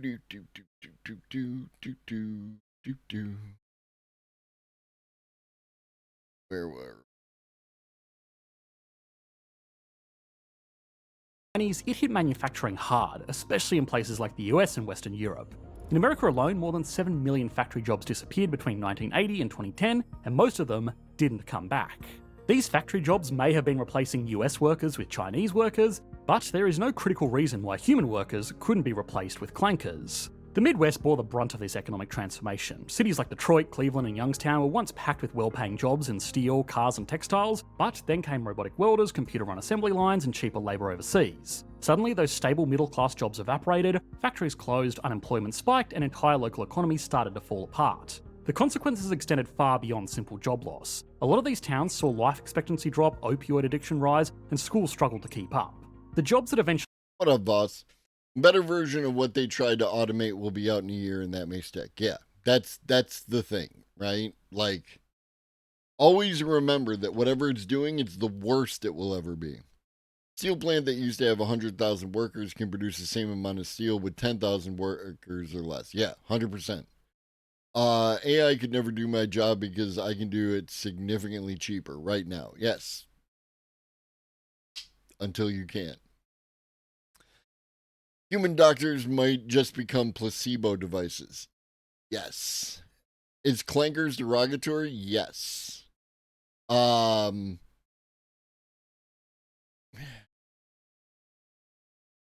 Who remembers when we attempted to watch that J-Reg video and it turned into a shit show within like the first 10 seconds? I referred that to some other people and I'm like, is this just racism? Because it feels like racism. And they were like, yeah, no, that's just racism, right? Because that's what they were doing. They were doing a racism. Now, people who use clankers, it's one of those things where like, I don't think they're being, the majority of people, they aren't being like racist. They are, attacking the AI, the robots, what have you, because it has no face, it has no soul. It's an easy thing to attack. But you have to be careful because it is adjacent, right? Like if you start making jokes about he pronounces clanker with a hard R, then now you're starting to edge closer and closer and closer to that behavior. And you gotta be careful or you'll fall off the fucking cliff. Yeah, intent is the huge thing, right? Like, that's where I'm at, Raza. Like, I at some point in time, you know, like, what if a robot has consciousness and all that kind of stuff, or a simulation of consciousness for whatever difference that actually has. It could lead us to some fucked up situations in the future. Back before I understood what AI actually was, I thought my skills couldn't be replaced by AI. Problem is that I was wrong and realized that before it was taken over by AI. I am a network admin and cybersecurity specialist with a focus in red teaming and penetration testing. I am and have been for over 3 years now out of work. Sorry to hear that, homie. I really am. I am, like, I've told this story before. I used to do streams about history, right? Like, I would be talking about history and the historical events that led to the current conditions of whatever the news of the day was. We would talk about the history that got us to that kind of thing.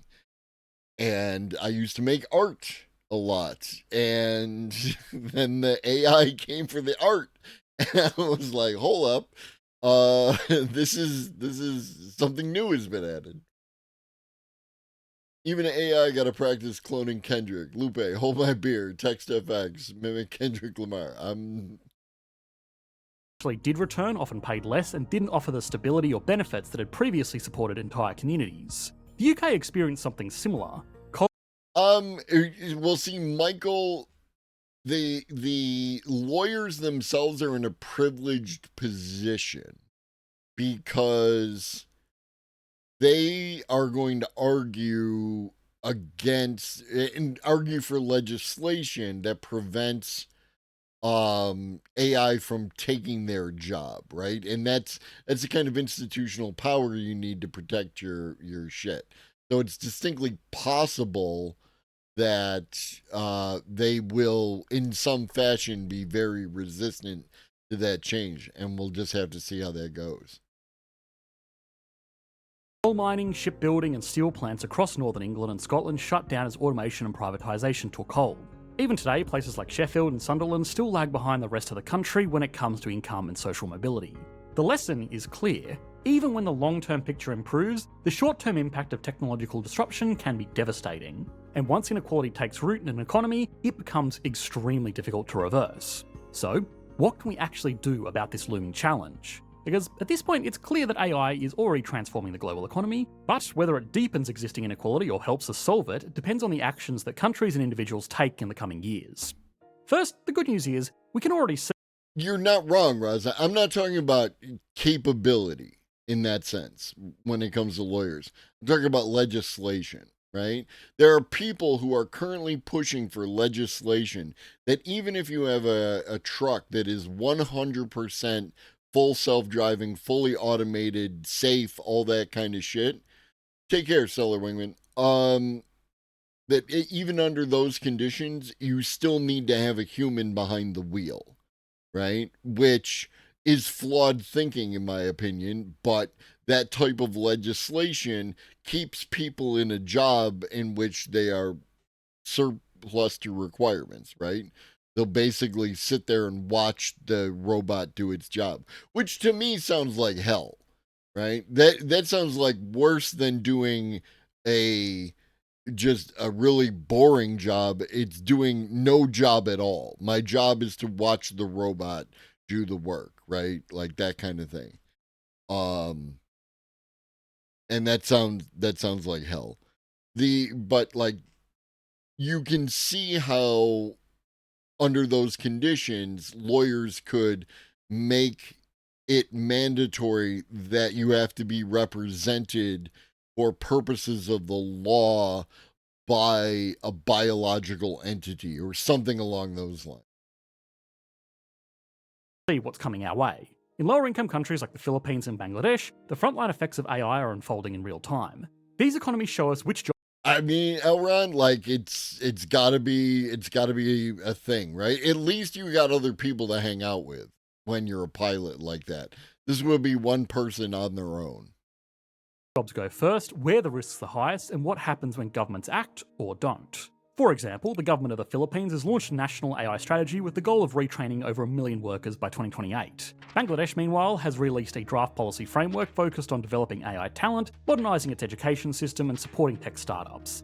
The goal is to position Bangladesh as a competitive player in the AI-enabled services market, while safeguarding jobs through upskilling and digital inclusion programs. Whether those efforts will prove sufficient remains to be seen, but they offer a clear warning and a playbook for wealthier nations to follow. Two distinct sides of our economies need to do two things simultaneously: invest heavily into AI infrastructure and invest just as heavily into their people. This includes educational investment into computer science, yes, but also the kind of skills AI struggles to automate: critical thinking, complex problem solving, effective communication, and creative decision making. A recent analysis of 12 million job postings in the effective communication and creative decision. Critical thinking and creative thinking, right? What do we talk about? Critical thinking, creative thinking, media literacy, and healthy skepticism, all wrapped in a bundle surrounded by a desire to learn, right? Like, if you have these skills, what up, T1? T1, I am so sorry, homie. I told you I was going to raid you, and then I couldn't find you, and, like, my brain was mush and all that, and I felt horrid, because I told you I'm going to raid T1, and then I raid Red, and I just felt like an asshole. But I love you, homie. Kiss on the forehead. Mwah. Decision making. A recent analysis of 12 million job postings in the US found that AI adoption tends to increase demand for these distinctly human skills far more often than it eliminates jobs entirely. Building an accessible digital economy is equally important because right now nearly 2.6 billion people worldwide still don't have access to the internet. Elron, I have views about the ADHD and autistic community when it comes to AI and the future, and it's like a thing. Without that basic connectivity, there's simply no opportunity to compete or even participate in the emerging AI economy. The World Bank estimates that every 10% increase in broadband access can boost GDP growth in developing countries by up to 1.4%, and that's before factoring in the additional benefits that AI capabilities could provide. So, along with retraining, countries need policies that expand broadband access, reduce the cost of devices, and give more people the digital skills they need to benefit from AI. Social safety nets matter too. They function as economic buffers that give displaced workers the time and resources they need to adapt, retrain, and re-enter the labour market from a position of strength. But if AI allows businesses to grow while workers lose their income, the economy starts to hollow out. Productivity rises, but consumption falls. Innovation continues, but inequality grows, and it becomes a serious drag on overall economic growth. If we want AI to boost productivity broadly, not just corporate profits, we'll need to rethink how we design and share the value it creates, and that includes fundamental questions about who gets to build AI, who governs its development and deployment, and who ultimately benefits from the massive productivity gains it generates. If you want to see just how far this could go, what happens if AI keeps getting better and most people end up with nothing of value to trade, we made an entire video about that thought experiment 2 years ago. You should be... And I believe we watched that video. All right. We probably should have done this one earlier when we were talking about China. Why AI companies need you to fear China. It's happening again.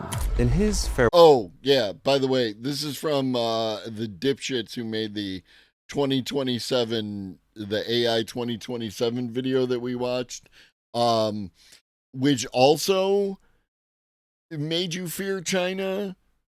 Right, but also regard China as basically incompetent, you know, like there was some nationalist racism to go along with that. It's a whole thing. But apparently they're going to tell us something new. farewell address, President Eisenhower warned us of the rise of the military-industrial complex.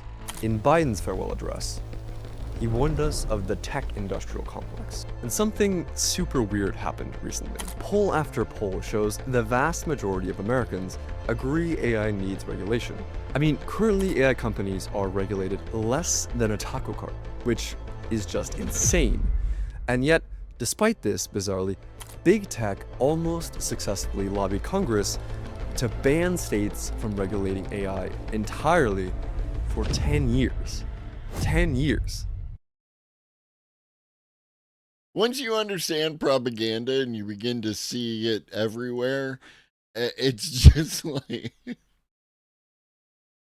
So what on earth happened? How did they almost pull off something so wildly unpopular? Well, the answer may surprise you. First of all, they're spending a fortune in dark money lobbying, but that's obvious. The AI industry has more lobbyists in Washington and Brussels than the fossil fuel industry and the tobacco industry combined. Zuckerberg alone is outspending all of civil society 10 to 1. In what narrative? Yeah, Raza, there are things that China does well, in some cases better than the U.S. for their people and stuff like that. And there are things that they do worse, right? But it's all states doing state shit, and I'm not a fan. Narrative are they pushing with all that money? Fear of China, an AI arms race. But why? Well, it's an old trick to manipulate public opinion. Fear sells. Throughout the Cold War, the military-industrial complex spent a fortune pushing the false narrative that the Soviets were far more advanced than they actually were, which ensured the money from Congress kept flowing. It was called the missile and the bomber gap. They lied and lied and lied again. Yeah, but see, he's doing the thing that people do where they separate the military-industrial complex. What up, Chef? The military-industrial complex from the government, and they are integrated. That is not something that you separate, right? Like, their behaviors are integrated. It benefits the government to have a fear of an other that they can use, not just a revolving door. I'm just talking about the benefits, right? It benefits the military-industrial complex to have others that you need to produce weapons in order to, at the very least, deter your enemies from doing some shit. Excuse me. And the government gets the same thing, right? Like, there is a significant percentage of Americans who believe that an other is a threat, whatever that other may be at any given point in time, and they appreciate someone in the halls of power who is strong on, defending us from the other, right? And yes, fear sells. That's the thing. But again, it's reciprocal. Reciprocal. To get bigger and bigger defense contracts.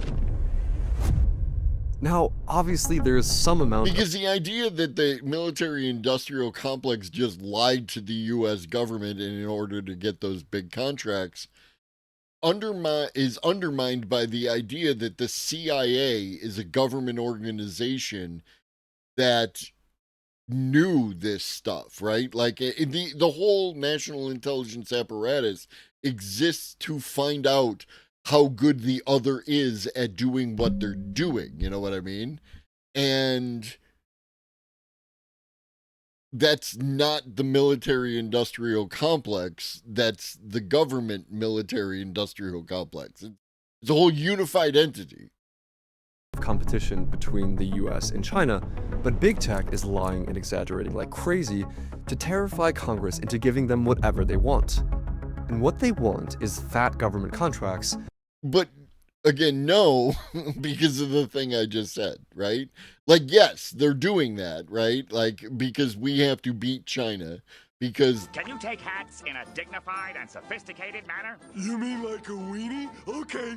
May I take your hat, sir? May I take your hat, sir? May I... All right, I've heard enough. You've got the job.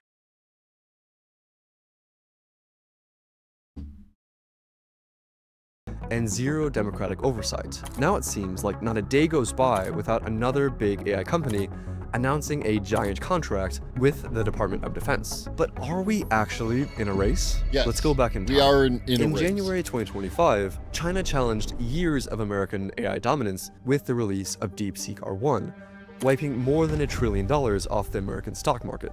Billionaire Mark Andreessen was everywhere, claiming that China was now ahead of the Oh, 100%. 100%. Like, the CIA exists to, propel the American ideal and, like American hegemonic domination of the world's economic system. Like that, 100%. You know what I mean?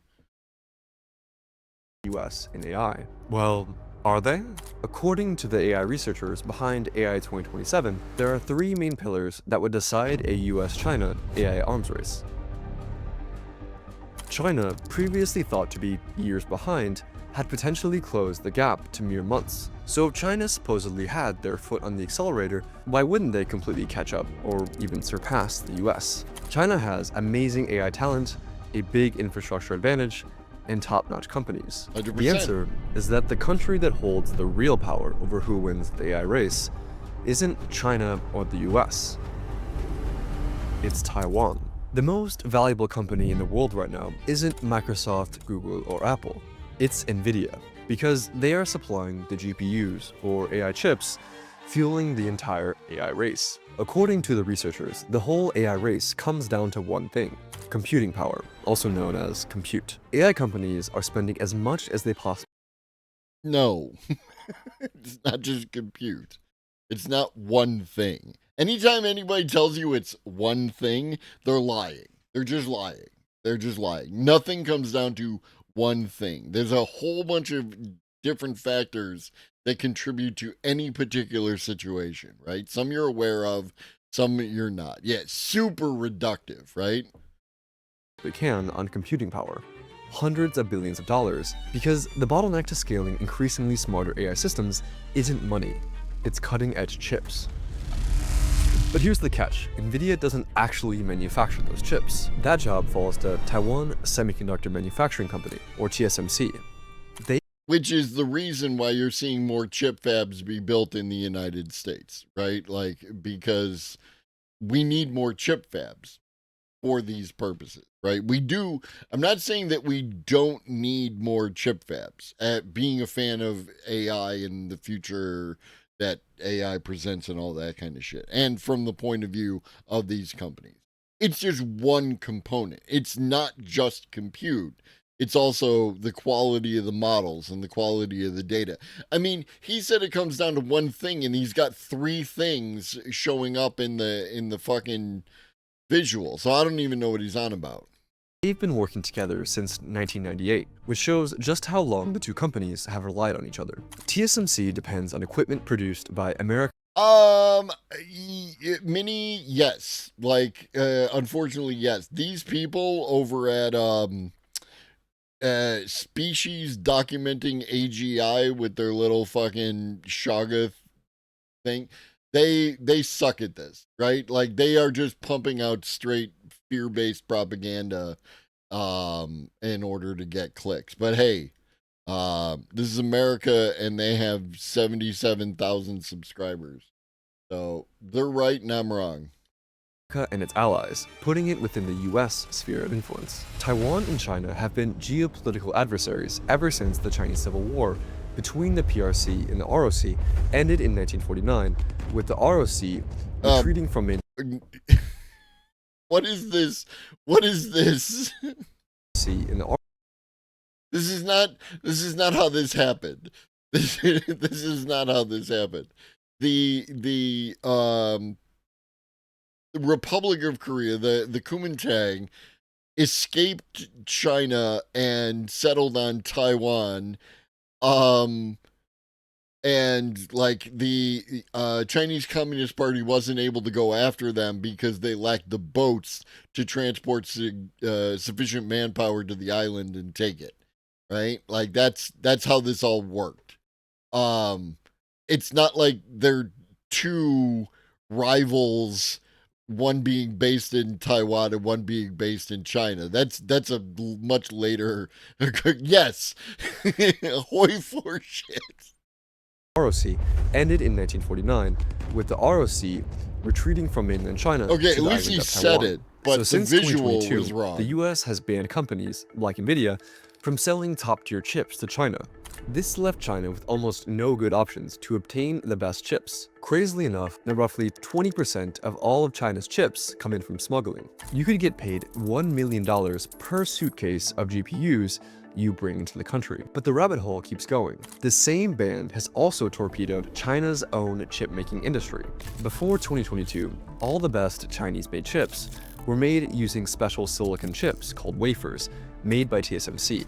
Without access to those, Chinese chipmakers have scrambled to come up with replacements. China's best domestic chip manufacturer, SMIC, lags a few years behind TSMC. Right. This leads to a massive difference. The researchers estimated that the United States had 75% of the world's supply of the advanced chips needed for AI development, with China having 15% and the rest of the world combined having 10%. Google alone has probably 15% of all the world's compute, while DeepSeek has maybe 1%. This is a huge deal. The US has 5 times the compute as China, so claims that America is losing the AI arms race feels strikingly similar to what US military contractors were saying about the Soviet Union. But China has tremendous infrastructure and will continue to improve. That's the thing. During the Cold War, to get larger defense contracts. In fact, while tech billionaires like Mark Andreessen claimed that DeepSeek was a Sputnik moment, showing that China was actually ahead of the US, DeepSeek's own CEO... That's... yes, but no. That's not... That's... Mark Andreessen should not be listened to. What up, Hydron? Accidentally revealed last year just how much the chip ban had hurt them. Mid last year, the CEO of DeepSeek, they were working in total obscurity. Yeah, no, let's not listen to this dipshit either. And what he says is, he's like, yeah, so honestly, this guy is saying he said this. I would prefer to have I don't know, video of him saying it or quotes written down somewhere or anything like that. Not this dipshit popping off. And he's like, yeah, so honestly, yeah. And I believe this is on Joe Rogan. It says waves, maybe not. It looks very Rogan-esque. Hydron. Subscribing. Thank you.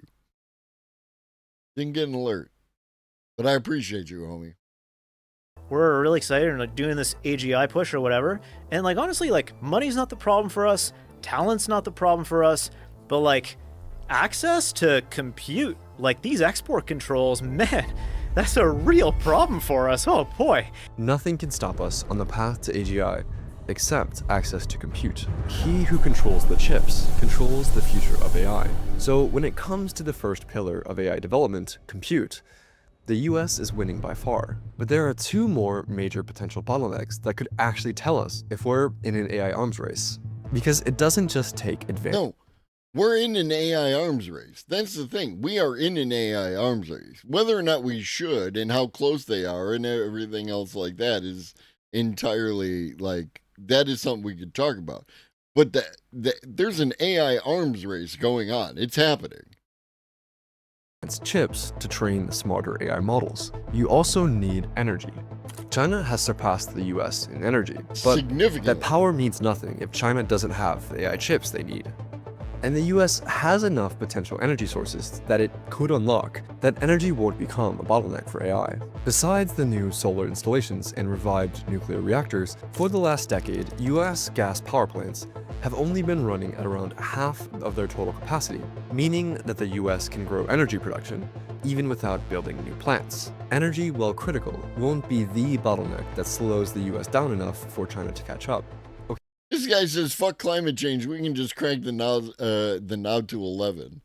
Okay, so what about people? China has 4 times as many people as the US and twice as many STEM PhDs, but the US gets to draw in the sharpest minds from the rest of the world. Take OpenAI founder. They were able to draw in the sharpest minds from around the world. certain events have occurred over the last little period of time to make that much more difficult for these companies. Ilya Sutskever, who was born in Russia, or Google DeepMind founder Demis Hassabis, who was born in London. The talent battle isn't USA. I don't know many, but I wouldn't be surprised if they weren't, right? Like, you know, like, come on in. Versus China. It's China versus the rest of the world. But even if China had more talent, it wouldn't matter. Because the specific goals of AI companies. Why is it China versus the rest of the world and not the United States versus the rest of the world? Do you see the American exceptionalism and nationalism that creeps through in this propaganda that we're watching? Is to create an intelligence explosion scenario by having AIs themselves do AI research. This would increase the total amount of talent on both sides by 10 or 100 times. NVIDIA's CEO thinks that the company will have 100 million AI workers in the next few years. AIs will recruit other AIs to solve problems. Right. AIs will be in, Slack channels with each other.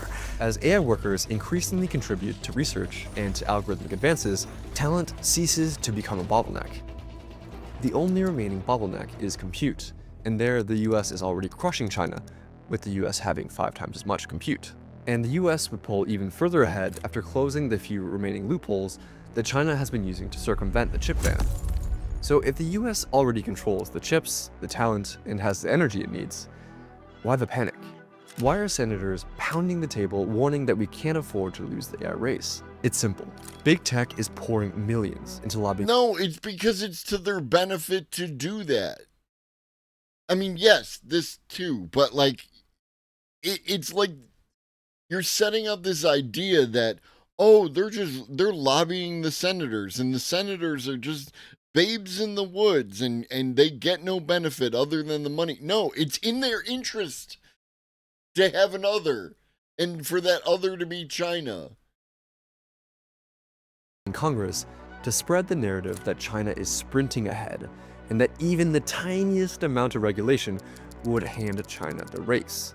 But in reality, China's AI industry is the most regulated in the entire world. Yes. In fact, even Xi Jinping himself says he doesn't want an AI arms race, saying that China should abandon... Yeah, I don't give a shit what people say. I give a shit what people do. I don't give a shit if Xi says that, like, he doesn't want an arms race.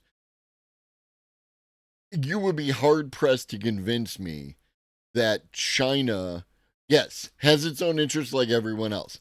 States do state shit. The government of China wants their style of government to be the dominant system in the world, just like everybody else, right? And all countries project their power as far as they are capable. Uninhibited growth that comes at the cost of sacrificing safety. Let that sink in. So if the idea of an AI race is so unpopular, both in the Chinese leadership and among the American public, who are the people arguing that we need a race to beat China? Andreessen Horowitz, or A16Z, is a venture capital firm with $42 billion in assets and is deeply invested in AI. Shockingly, they don't want regulation on AI, and what better way to sell American lawmakers on the need to go fast than convincing everyone that the US is in a new global arms race?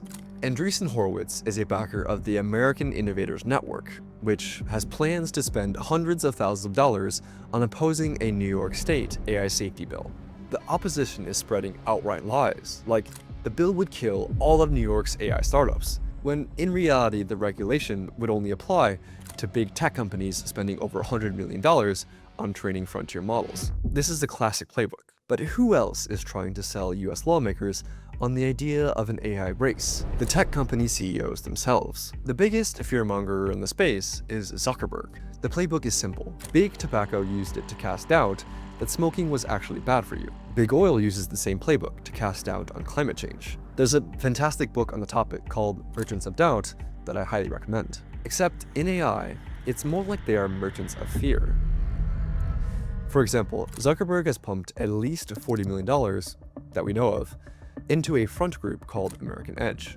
American Edge spent millions of dollars blasting out Facebook ads to millions of people, declaring that banning states from regulating AI will protect American innovation and jobs. But these AI companies' explicit goal is to use AI to replace all human labor, which, yeah, might have an effect on.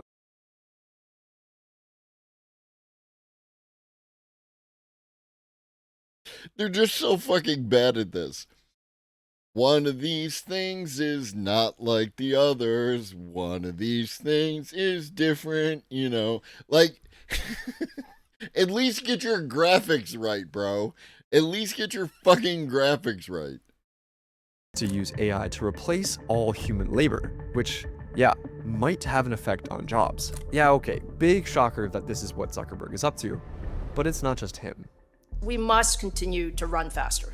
This is a race. That woman is Lisa Su, AMD's CEO, NVIDIA's biggest competitor at selling AI chips. Right next to her is OpenAI CEO, Sam Altman, who wants Congress to ensure that AI has very loose and permissive regulation. Yes. Also, Sam Altman was the one who was in front of Congress telling Congress to regulate AI like 2 years ago. And nobody did shit. The Biden administration put out that limp fucking AI guidance bullshit, and that was about all we did. Sam Altman claims to support regulating AI because of how dangerous future models might be. But unsurprisingly, like most industry monopolists, whenever journalists or senators ask him what specific regulation he would like, he dodges the question. And an extremely light touch AI safety bill was passed in both chambers in California with an overwhelming majority of support from civil society, but vetoed by Governor Gavin Newsom. Yeah, it would have, this bill, and we talked about this before, this bill would have crushed open source, right? That was part of the problem with this bill. I'm not against AI regulation. Do the fucking thing. I'm just against bad regulation. Whenever somebody tells you that there ought to be a law, we need a new law, really question whether or not that's the case. We have a lot of laws already. Is it possible that we could use an existing law instead? Big AI companies heavily lobbied against the bill. And who does Newsom have deep donor ties to? You guessed it. And the stakes here aren't just escalation toward World War III, but potentially much worse. How the fuck did we get to World War III? Like, we just completely jumped the fucking shark and went straight into World War III. We went from Gavin Newsom to World War III. There was a bunch of nothing, gibberish. Flip-flobical, flip-tobological, flip-snobicals. It was a bunch of gibberish, bro. These have the explicit goal of creating artificial... No, they didn't have a chance. They were mean to robots and then just leave me hanging. And then robots killed them. What up, Rockophile? It definitely escalated quickly. We have zero laws relating to AI, better to have them than not. I disagree. Like, you have to justify an existence of a law to me. And again, we have a lot of laws. We have a lot of laws already. So, like, I don't just slapdash, because one of the biggest problems you get into with, I think you're doing crime. I am confident you're doing crime. I am. Like, I truly am. What up, Larry? The problem with regulation is that it can be overly broad, right? And when you have an overly broad law, it can be used to leverage, like, well, now this thing is included. And that wasn't your intent when you supported that law, but now these people are getting fucked, and those people are getting fucked. And very often regulation is used to, affect those of us who can't afford good lawyers. If the AI can't get my Uber Eats order right, it doesn't deserve to exist for anyone. Fair. I watched Ed Zitron on Majority Report this morning. I did not watch it. Reed did tell me that that was happening. How was it? Should I watch it? Am I going to be angry? Answer the second question first. Superintelligence, an AI system that could outperform humans. Also, Anthony Fantano, little Anthony Fantano is fucking... No, like, again, Raza, I just want to have good laws, right? Good laws. Little Anthony Fantano did an anti-AI music video fucking thing as he is wont to do, but the fucking thing is an hour long. It's like, Jesus Christ. Is that what we're doing? Is this what we're doing, Anthony? You're going to try to out fucking do me by just making your fucking videos, instead of making them 15 minutes long, you're going to make an hour long video to consume my entire stream? Jesus Christ. At everything. But according to the godfathers of AI and the company CEOs themselves, if we create this superintelligence as quickly as possible, without spending the time to make sure it's safe, the results could be literal human extinction. Could be. And the bad case, and I think this is like... And, I mean, we got climate change, and the result of that could be literal human extinction. No, it's not I'm sorry, it's not a music video in that sense. I heard it as it was coming out of my mouth. Just Anthony Fantano talks about music, and he doesn't like AI in his music industry, and it makes him sad clown. So he did an hour-long video talking about whatever. I haven't watched it yet because, like, that's how this works. I have to wait. Important to say is, like, lights out for all of us. And the risk of this... And I mean, fuck, Reed, maybe that's what we're going to do on Saturday, right? Like, I will be back on Saturday with the next stream. It's in the schedule. Maybe we'll do that on Saturday, and we'll watch, because I don't have to work Sunday. So we can just go ham, and fucking, and just hate watch Anthony Fantano and Ed Zitron. Is frighteningly high. Jeffrey Geoffrey Hinton, who's a Nobel laureate, thinks that the odds of humanity going extinct is a coin flip. Does he? We have to face the possibility that unless we do something soon, we're near the end. Yeah, the possibility. That doesn't, I don't know that that's a coin flip. I would need the full context of what he was saying. The CEO of Google himself said that the odds of extinction from AI are actually pretty high. Sit with that for a moment. He told Lex Fridman he's an optimist. I'm optimistic on the P-Doom scenarios, but ... I wonder what the ... is. The underlying risk is actually pretty high. But Pichai argued that the higher it gets, the more likely that humanity will rally to prevent catastrophe. Friedman, himself a scientist and AI researcher, said his P-Doom is about 10%. Actually pretty high. Sit with that for a moment. He told Lex Fridman he's an optimist because he thinks humanity will rally to prevent catastrophe. In other words, that humanity will rally to stop him from building the thing he is building. That's not what he meant, you grifter son of a bitch. This timeline is wild. Okay, but there may be a solution to all this madness. That's true. The head of DeepMind believes that this is a problem that nations can't solve by competing, but by cooperating. Agreed. We're just so far from the concept of cooperating as a globe, as a world, and there's only one way to do that, and it's to stop being dicks to each other all the fucking time. In the same way that we have CERN, he believes that we need a CERN for AGI. Sure. Right now, the US is by far the leader in AI, and could use that leverage over China to negotiate a bilateral. Why are we doing leverage over China, right? Like, you're missing the point.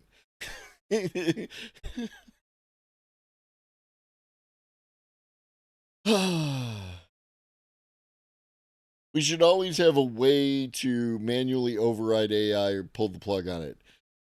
I don't disagree. There's an excellent video from Robert Miles.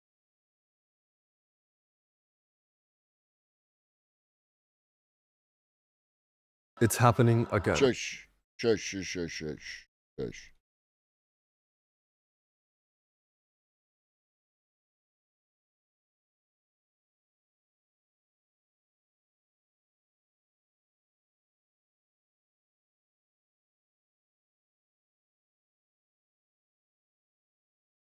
Here you go, Rockefeller. This is why it won't work.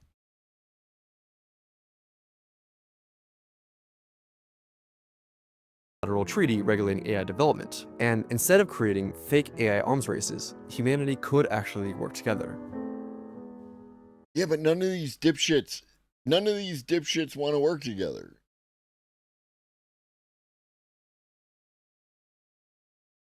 Let me rephrase. There's a bunch of dipshits who are willing to work together as long as you do it their way, which, strangely enough, not working together. Hey, I'm Drew. Yeah, fuck you, Drew. I don't like you. The AI bubble is bursting. Remember when AI was going to take over humanity? The hype was insane. Coders, designers, writers, everybody was about to be unemployed while robots took our jobs and launched hustle podcasts. But guess what? The AI bubble is bursting. Companies poured millions into I'm sure we'll get a rational justification for that statement in the next 2 minutes. AI transformations. But now the reports are rolling in and the ROI isn't there. They promised productivity, but what they got was half-baked chatbots that hallucinate invoices and code that compiles about as often as your Wi-Fi works during a Zoom call. But it's not just the results, it's the hype cycle. Cool. Let's take a look. I'm sure there's some references down here.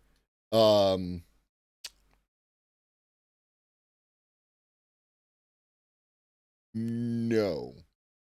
There are no references. 1 year ago, AI hiring was going crazy. Companies were snatching up AI engineers like toilet paper in 2020. But now, that frenzy has died down. Hiring has slowed, budgets are drying up, and the bubble looks less like the future and more like a dot-com rerun. And let's be honest, it looks nothing like a dot-com rerun. If you actually understood how the dot-com bubble worked and you actually understood the current situation. You know what's funny is OpenAI has a clause in its official mission that if another AI company is showing to be on a better track towards AGI, they promise to abandon whatever they're doing and assist the other company. Yeah, we'll see if that holds, but yeah. What up, Parkours? Isn't new. Tech has cycles.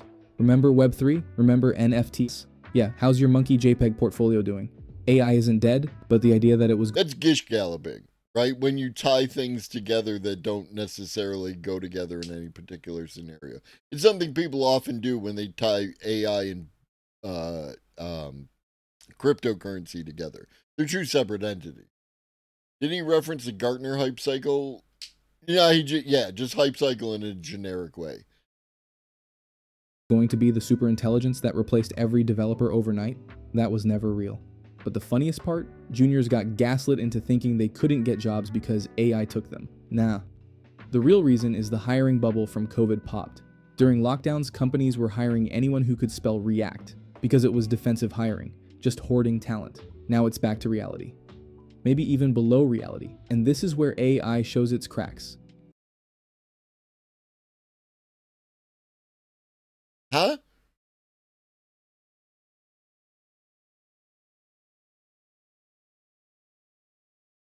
Superintelligence that replaced every developer overnight? That was never real. But the funniest part? Juniors got gaslit into thinking they couldn't get jobs because AI took them. Nah. The real reason is the hiring bubble from COVID popped. During lockdowns, companies were hiring anyone who could spell React because it was defensive hiring, just hoarding talent. Now it's back to reality. Maybe... So the jobs aren't there, right? Like, ultimately, the jobs aren't there. If the jobs aren't there, then the jobs aren't there. You know what I mean? And no, this is bad meme, right? Because this is a quarter pounder, and this is a regular cheeseburger. They are not the same. This is not my expectation when I order a regular cheeseburger. Even below reality. And this is where AI shows its cracks. And this is what I don't understand. How does the COVID hiring bubble, which is a thing, how does that mean AI is showing its cracks? I'm sure we'll find out. Yes, it's powerful. Yes, it's useful, but it's brittle. You give it a task and it nails 90%. But that last 10%? Okay, but it nails 90%. That means you're 90% to target. If you could do, it's not a fillet of fish because the fillet of fish is about half an inch thick and the McDonald's cheeseburger patty is about like an eighth of an inch thick. So that, I know my McDonald's. And the other one was actually Burger King. The top one was Burger King. The bottom one was McDonald's. But yeah, 90%, right? Like, quick poll.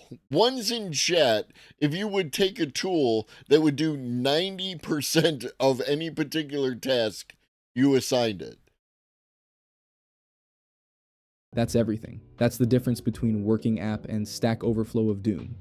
And no matter how many buzzwords the suits throw around, that last 10% still needs you, actual devs. But here's the kicker. AI companies themselves can't stop tripping over their own hype. Models keep breaking, features get ripped out, and devs building on top of these tools get blindsided.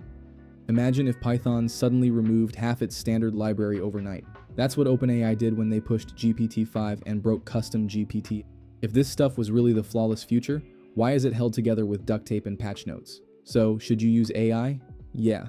Learn it, play with it, make it your sidekick. It's a great tool for speeding things up. But don't buy into the doomer nonsense that it's replacing all developers. AI isn't the new overlord, it's just another messy tool in the box. Here's the truth. The AI bubble is bursting, and when the dust settles, the winners But why is it bursting? Demonstrate that it's bursting. won't be the hype merchants. It'll be the devs who know their fundamentals and can actually build. That's still on you. And hey, if you enjoyed this content, make sure to subscribe for more. Absolutely not. You did nothing. You just said words. You just said words. That's something you can do. You can just get on the internet, make a video, and say words. And not actually, like... I feel like we watched another video at another point in time that did this exact same thing, where they just said, it's not happening. This is... Yeah, this is new. Relatively new. This is definitely not that video. That's all you do. You can make a 3-minute video that's just nope. No receipts. Nothing. Nada. True, Larry. True. I can't argue with that. Up next. Everyone is wrong about AI music. Have you ever thought, what would happen if AI I try to avoid thinking. It's bad for you.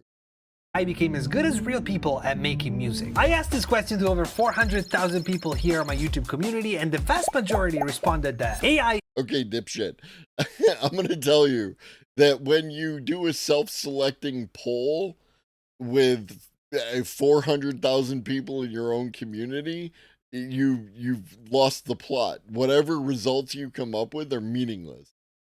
is the death of both music and the music industry. And you know what? I think they're all wrong. In fact, the point of view I'm about to share might show you just how far we've already drifted from what making music actually means as a human being. And more importantly, how AI could weirdly end up being the thing that kind of puts us back on the right track. All right, I'm gonna let him cook. Before we get into that though, there's one thing we need to... You're a little intense though. You need to take it down a bit. address. AI will never make music like humans. That's impossible. Really, you...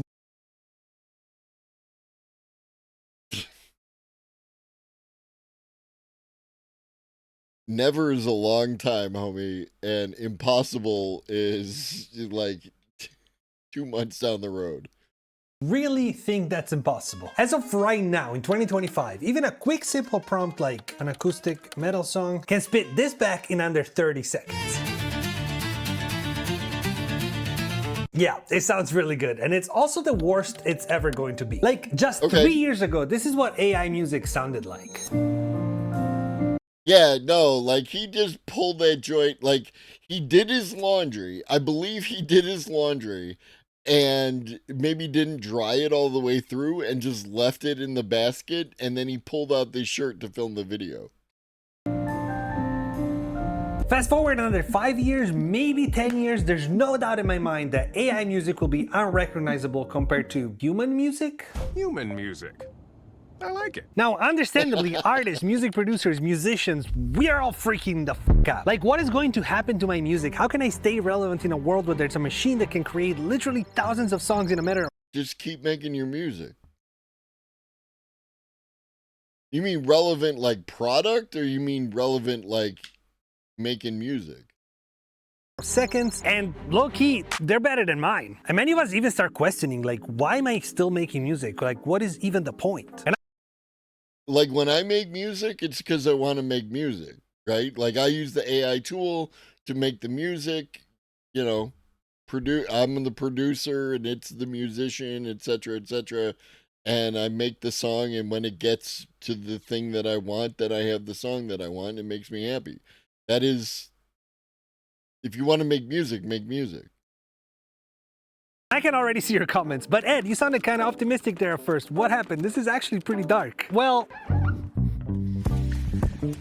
maybe it is. Nice car, Ed. Is a little dark, but asking yourself why you're making music, I think that's a pretty valid question. It's also a question that I've been asking myself a lot recently. But after a lot of research and as much thinking as my little pea brain allows me to do, I'm here to share with you what I think is a pretty unique perspective on this. See, everyone is asking themselves, if AI gets as good as people at making music, how are artists going to make money? The AI Where did you fucking drive to, and why did you drive there?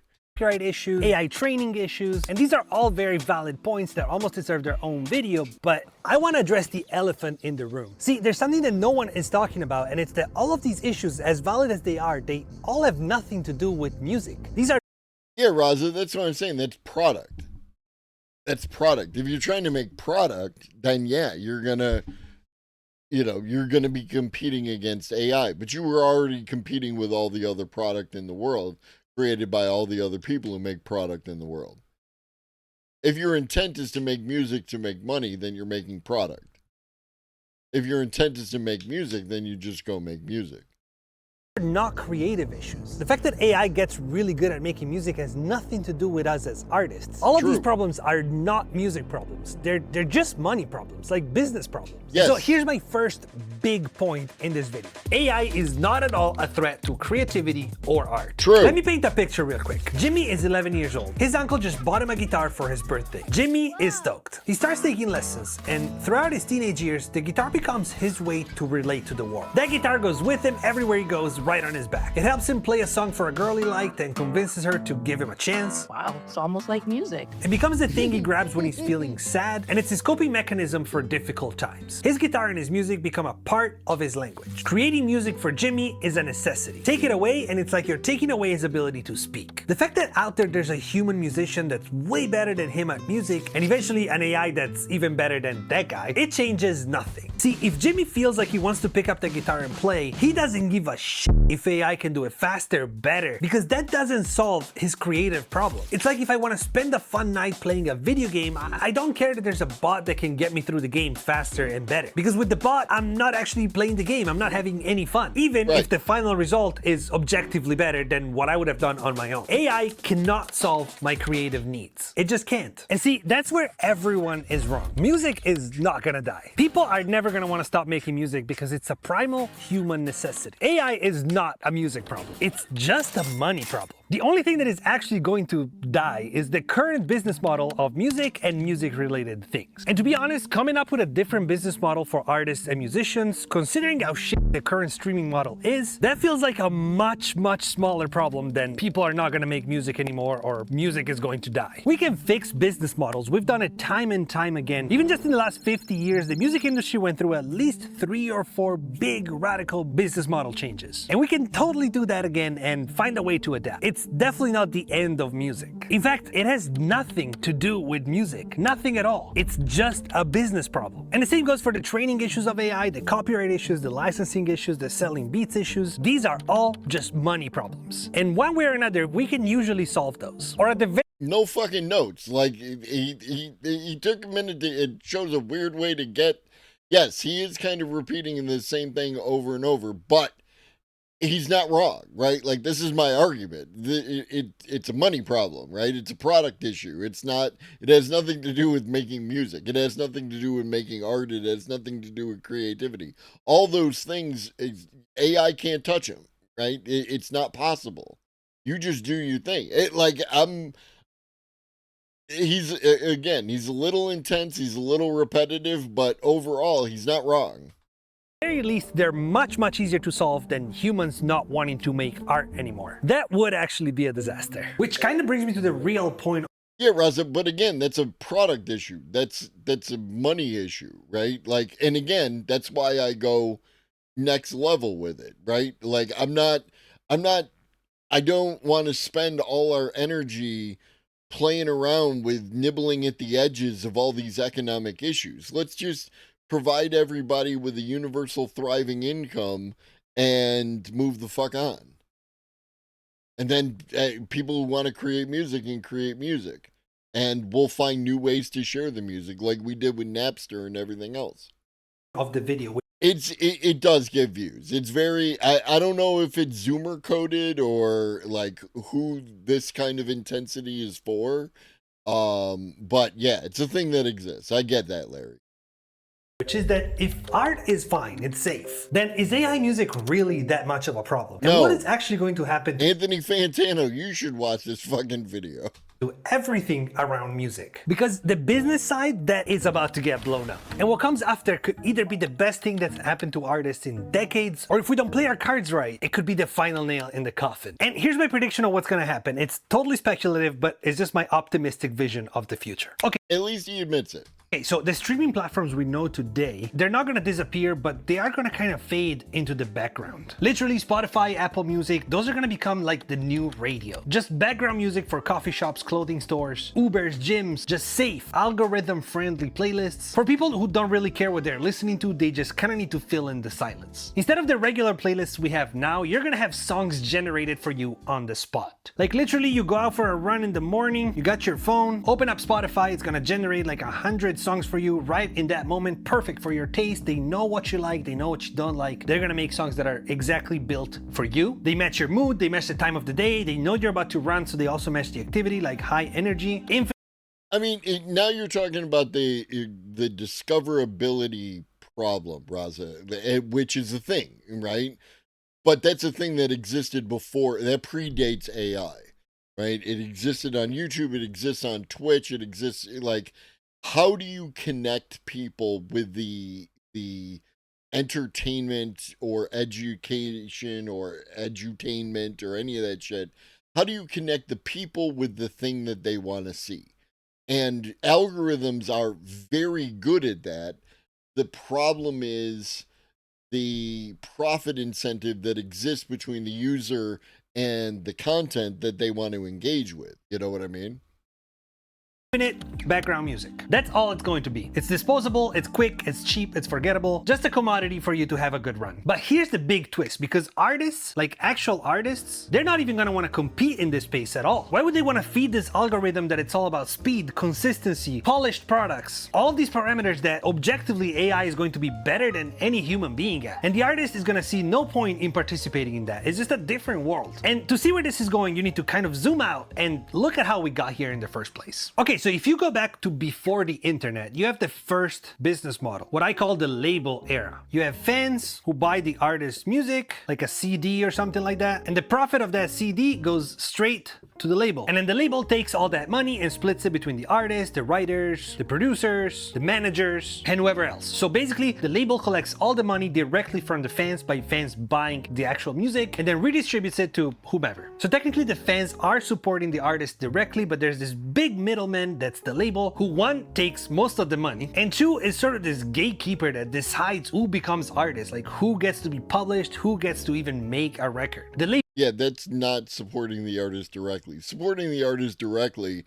is when you go to that little house show and you buy the person's CD off the table that they made on their computer, right? That is supporting the artist directly. I take my $10, $20, whatever it is, and I give it to the artist, right? That's supporting the artist directly.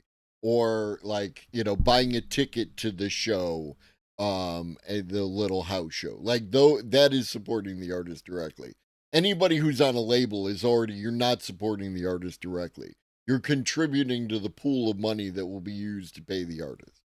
Label is totally in charge of the whole entire system. 100%. Okay, now fast forward a little bit. Let's go into the current model, the streaming era. Now, when this first started, this was a great thing. This was a great revolution because the internet killed the gatekeeper. At this point, the label didn't matter as much anymore because you had the internet and people could directly find the artists on the internet and support them in a million different ways, including streaming their music. And a lot of people, including artists, were really optimistic about this. They were like, finally, we can make a living with our music. We don't have to compromise to please the labels. We can just make whatever we need to make. Right. Until that dream got... That was the promise of YouTube and the streaming services, was that people would be able to just create their music at home and put it out there to the world and get compensation in return, right? Like that kind of thing. Again, the profit motive is what got in the way of that. Completely shattered by playlists. Spotify playlists. And I say Spotify, but literally this applies to all the music streaming platforms, at least the big ones, and the algorithms they built that kind of determine who wins on those platforms. So now compared so now he's talking about the discoverability issue, which we already covered. To the previous model, the fans, they're not giving any money to the artist, they're not giving any money to the label, they're giving all of their money to Spotify.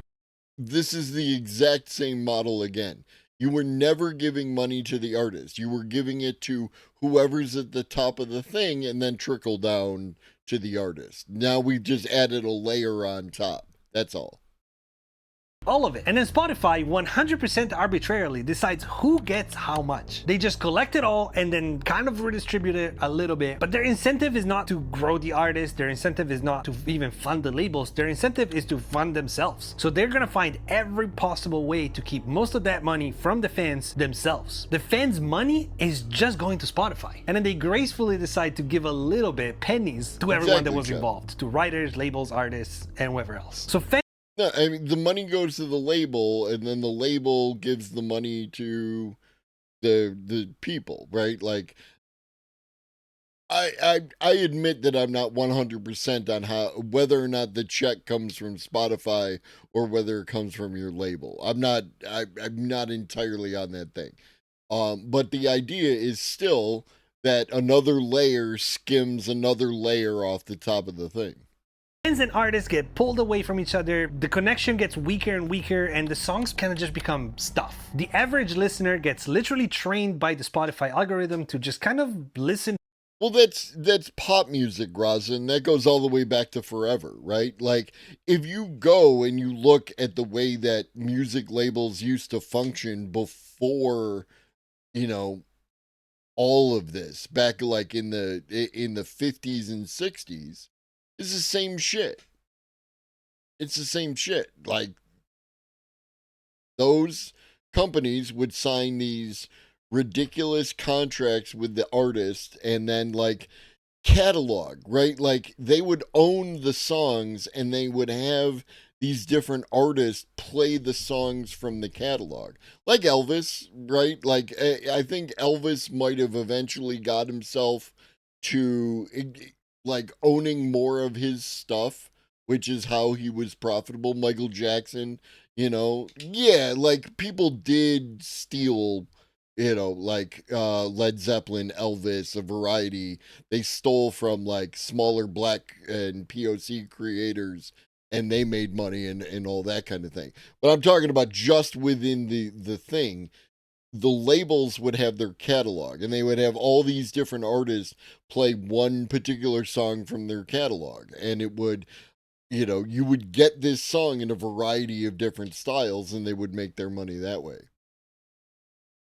To music as background. But this is what I'm really excited about, because now we're entering a new model, a new era that we're going to kind of see unfold in the next 5 to 10 years as AI gets better and as AI gets more included in this whole system right here. And what AI is going to do is erase all of this. And on one side, you're going to have your streaming platforms. AI generates the songs, or at least a lot of them. They make their money and it becomes background. Very high quality, very personalized background music. And what I believe is going to happen is that this model is going to drive the artists to seek their fans, to seek direct fan support. So it's gonna kind of go back to the fan support of the label era, the first one, but combined with the democratization of the internet era, the streaming era. So no middlemen, no gatekeepers, just artists and the fans. Yeah, but like this already exists. We have this. SoundCloud, DistroKid, all those kind of things, right? Like, it's discoverability, right? How does the fan find the artist they want to support, and how does the artist find the fan that will like their music? That's all what like this idea he's got is interesting, but not fleshed out unless he addresses. We still have 2 minutes. Maybe he's going to address the discoverability issue. Who love them. And this is where it gets really exciting, because when your survival as an artist doesn't depend on algorithms or social media plays, or it does depend on the algorithm, because how are you going to find I know, Larry, I know. We're almost done. How do you connect? How do you find the fans? That's the thing. How does the artist find the fan, and how does the fan find the artist, right? How do you endorse that connection? anything like that. You don't have to play it safe anymore. Like, you don't need to shave off the intro of your song that you put so much love into just because it's going to make people want to skip. You don't need to write a 2-minute TikTok song just that has a catchy hook just in the hope that it goes viral. Instead, with direct fan support, you can make your own music, whatever that is. Weird music, honest music, experimental music. The crazy part is that real fans will actually support that. When you don't have an algorithm in the middle that decides what's worthy of getting plays, but the fans actually decide themselves, you being weird, you being more of yourself, it's actually a great thing. People are starving. Yeah, again, we have this. We've had this. It exists. We were talking about this last night with Wesley Willis. Shout out the Moldy Peaches, Kimya Dawson, Uncluded, right? The Uncluded with Kimya Dawson and Aesop Rock, right? That band, the fact that there was only one fucking album for that band irritates the shit out of me, because that was fucking amazing. But I happened on that shit because I liked the Moldy Peaches, so I was given Kimya Dawson, and I like Aesop Rock, so I was given Aesop Rock, and the two of those combined with the Uncluded, right? Like, there is an evolutionary process to that algorithm trying to feed me something that I want. That's the problem. That's what you need to overcome. Show me how you want to do that. For authenticity. And when everything else is mass produced by AI, even though the quality is great, people are going to crave the one thing that AI can't reproduce. They're not just going to care about the music, they're going to care about the process, the person behind it, the way they make the... Some people will, because some people don't now, right? Like, that's a thing. Like pop music. Pop music it's catchy, it's well produced, and that is what people want out of pop music. And that's why pop music does well and always has done well. Right? Like, that's just how pop music works. The other stuff is for other people. There's a lot of people who don't like music that's not pop music. You know what I mean? Pop music. Music. We're already seeing that happening right now. Even my YouTube channel, that's what it is. It's you seeing me create music. It's not so much about the final product, it's about the creative process. And AI is going to push that like so much faster. So let me bring Jimmy back for a second. The kid that got his guitar from his uncle and really fell in love with it and started making music. Well, fast forward a little bit, Jimmy is in his 20s right now. He's still making music, but he doesn't care about Spotify. Spotify is for boomers, for old people. It's like the radio. But what he does have is 500 fans. Yeah, no, but like he doesn't chase playlists or trends. He makes what he wants. This is, I've talked about this before, right? Is the skeletal fish butterfly flu. What up, Textillion? As a streamer, right? You have two choices. You can chase what is going to make you money, right? In this case, playlists and trends, or you can make what you want, which is what I do, right? Like, I stream about AI. not a particularly popular subject. There's a lot of people who don't like it, etc., etc., etc. Right? But this is what I do, and it's authentic. The people have found me, but admittedly, it's a very small group of people. The money is not roaring in. You know what I mean? It's just how it is. I made a choice. I made a conscious decision to create what I wanted. Now, the discoverability. Am I getting in front of all the people who might want to get this kind of content? I guarantee you not. Right? Like, how would you do that? That's not how Twitch is set up. For boomers, for old people, it's like the radio. But what he does have is 500 fans, and each of them is paying him. Right? I have currently about 65, 66 fans who, you know, $2.50 a month, more or less. Maybe $3. I don't know what the current breakdown is. Again, because it's not, it helps, but it's not why I do the thing. You know, $5 a month, 500 fans, that sounds phenomenal. That is a good streaming career as far as I'm concerned.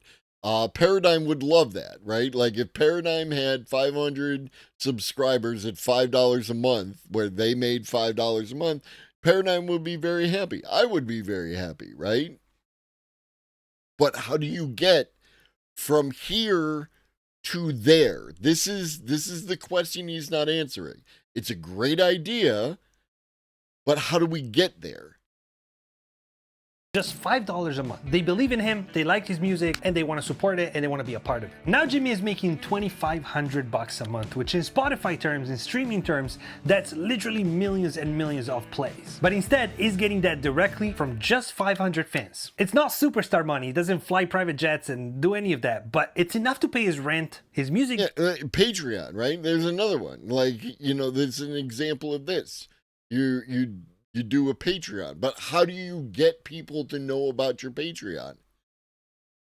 He doesn't need the algorithm. He has his people. But how did he get his people? Gear, and more importantly, it's enough for him to keep making music and keep just living off of his art. And because Jimmy doesn't need to impress a label, or he doesn't need to land on some specific sounding playlist, he is free. See, in the old system, Jimmy would have been a flop. He's got 500 people listening to him. He's not making any money. He would have just been chewed up by the algorithm. He would be done. But in this new system, he thrives. Because here's the paradox. AI is gonna kill mainstream music, but in doing that, in bringing the machines into the world of art, it's gonna make us reassess what music even is, and it's gonna kind of force us to bring it back to human expression, not content, not algorithm fillers, just. If I, honestly, Ben, yes, 100%. If I was making 4K a month streaming, before taxes, I could just stream, 100%. Right? Like that's sufficient money. I don't live in LA. Art and people supporting you. So keep creating music, keep expressing who you are through your art, and more importantly, keep having fun.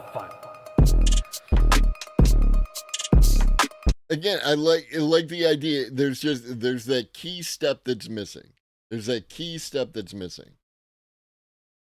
Oh, we're gonna have to wrap up soon. Let's watch a robot do dishes.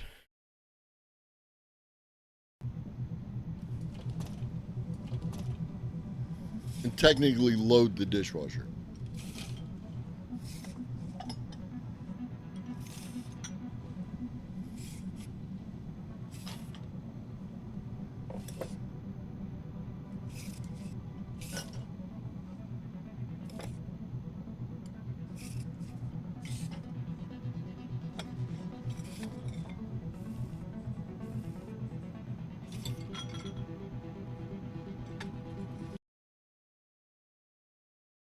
The robot is giving me anxiety. This is not the correct robot. This is not how you load a dishwasher. Dishes go on the bottom Glasses go on the top.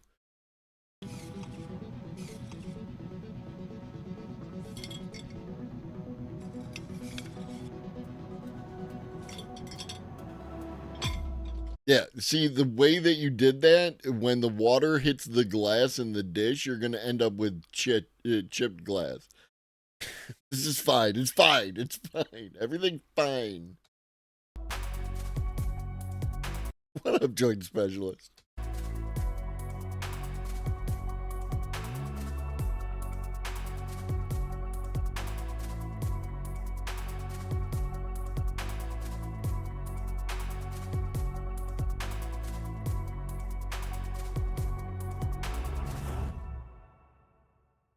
I mean, it's good effort, right? Good effort, but yeah, that's like when you let a child load the dishwasher. Up next, AI model on human brain. Researchers have been trying to make AI think like humans, so they gave it a subconscious, and it's actually much more efficient and is outperforming other LLM models.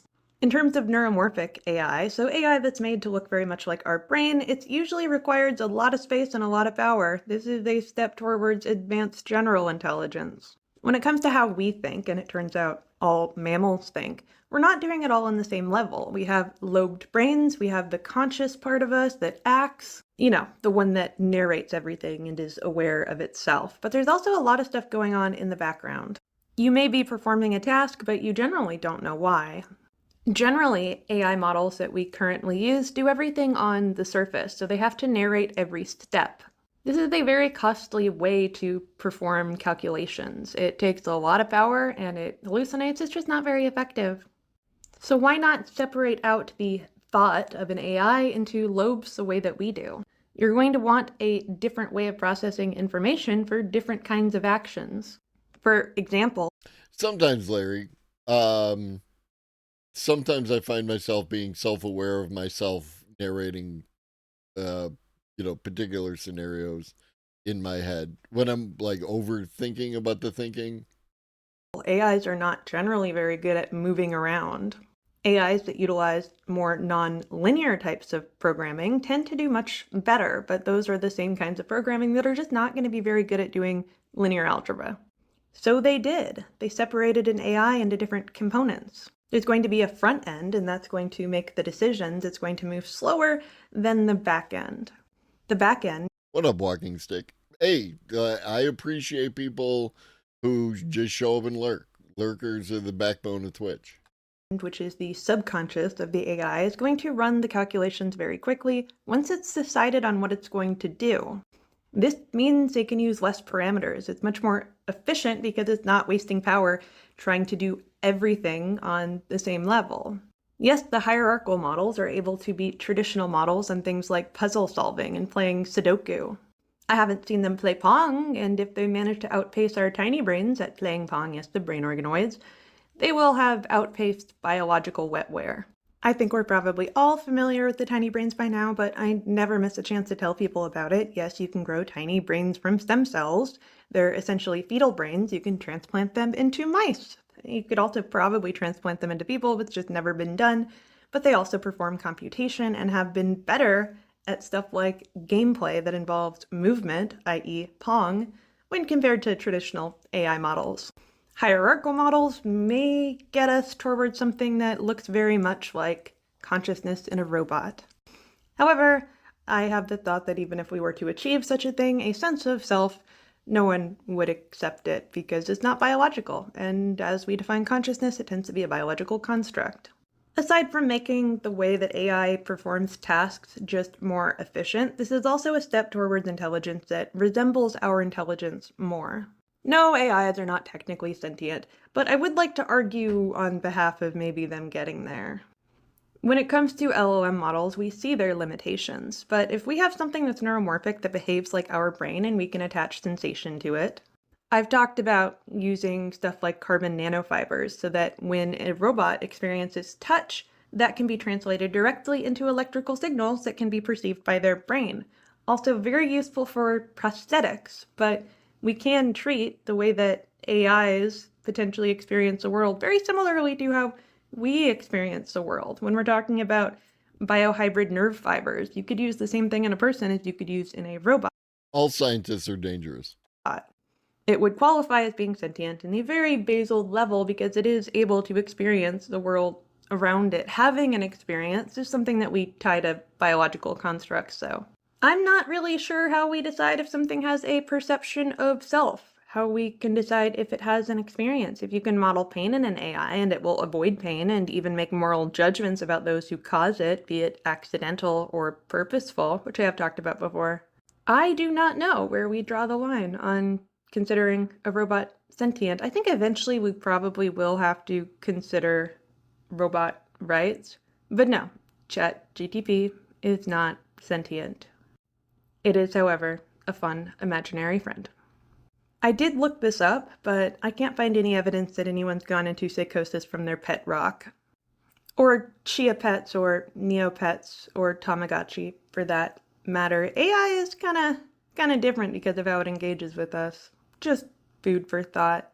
Also, Chia makes a pretty good pudding. Chia seeds are great for you. Brain organelles. Embodying lab-grown brains in game world. Reinforcement by pain for failure. Researchers grew tiny human brains from stem cells, embodied them in Pac-Man, and continuously shocked them until they did something right.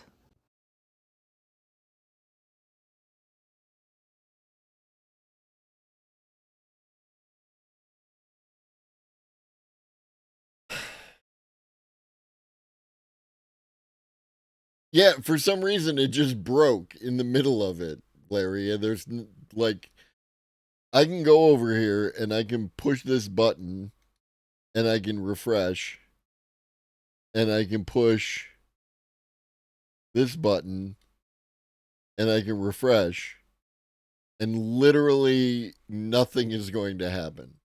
It just lives there for the rest of the stream. They wanted to demonstrate that you can train brain organoids by giving them the reward of silence in a hellscape. They also want. Okay. It decided to make a fool out of me. This is Gabriel Torch, formerly GT. Here is the linky, Raza. Excellent content. Wanted to demonstrate both long-term and short-term memory, of which the brain organoids seem to have both. They worked over some of the lobed brain ideas, so they grew two separate brain organoids, connected them through axons, this is like a spinal cord of sorts, and gave each one a different job in Pac-Man. That actually is really cool. This builds on some previous research where people are trying to get brain organoids to operate robots better by having a lobed brain. Kind of like how one side of your body operates your left arm and the other one operates your right arm. It works in robots too. They set up these little Pac-Man inspired mazes, and literally they used Pac-Man for their pictures. In these mazes, we have our brain organoids that are operating this little bee here, and they can move around and get food. They're given constant unpleasant stimulation, and when they get food, they finally get a break from it. This is kind of different than what we've seen with other brain organoid training, in which they're given dopamine as a reward or ordered signals. In this case, they just get constant electric shocks, and when they acquire food, they finally get a break, and not all of the brain organoids even had the opportunity for a reward. So, it's just like me, for real. Some of them were given more severe punishments for being caught by the cat, or the Pac-Man ghost. This operated in a closed-loop learning system, so a computer would give electrical current and stimulate the brain organoids, which they do not enjoy in this case. The brain organoids react to that stimuli, it's recorded on an external hard drive, and then that is analyzed and sent back to the computer, and then continues to shock the brain organoids. What they found is that they are capable of both long-term and short-term memory. If they give them continuous punishment, especially severe punishment, they perform better. But if they stop giving them any punishment, they start to forget how to play the game pretty quickly. You can see that each one gets control of the body in some way. That's why we have the horror emote Raza, for exactly this kind of behavior. One of them has left and right activity, the other one has down and up activity. They learn to work together for... No, they didn't have a chance. They were mean to robots and then robots killed them. We got all the way through it. Suffer. I'm not entirely sure why this particular study bothered me so much, because usually when I'm certain why this particular study bothered me so much. I read about the brain organoids, they're given a reward, not punishment, and the reward is less punishment. It's kind of reminding me of my childhood, to be honest. I'm kidding. In terms of keeping these guys alive and making them bigger, there's been a lot of progress. I've seen some research giving them tiny heart organoids. So it seems the issue with the core becoming hypoxic is less of an issue, and I've seen some papers keeping them alive for over 300 days. They are also learning with AI. I've seen some pretty weird ones lately. So you've had companies like Cortical Labs and Final Spark release neuro platforms in which people can utilize brain organoid computing from a distance, and those papers are just starting to come out. Like these guys, they taught brain organoids how to read Braille. Turns out when you have a single brain organoid, they can read Braille to about 61% accuracy, but if you have multiples, at least 3, they go up to 83%. This is considered important because brain organoids use a lot less energy in terms of just wattage versus using other forms of computation. They are better at some things, like utilizing a body, doing nonlinear thought. A lot of video games too. That was found with Pong. Yes, researchers keep putting brain organoids in game world, and it's getting a little weird. Join me next time as I keep you up to date on unspeakable horrors. And I'm only partly kidding. I do think the brain organoids are really neat. It's just something about this study bothered me.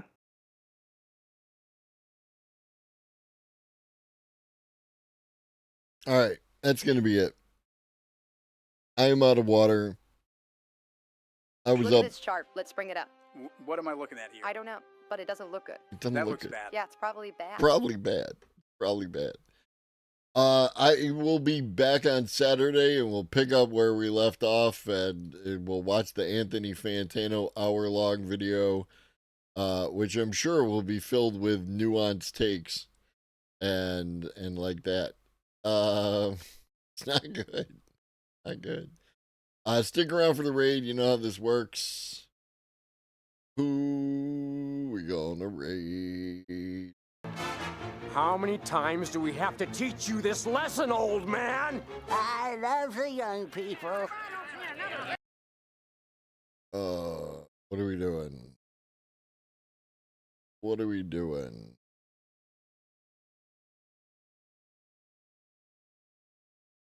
What are we doing?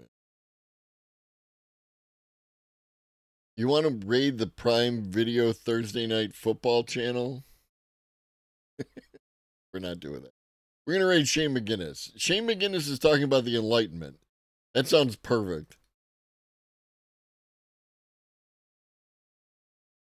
Oh. All right.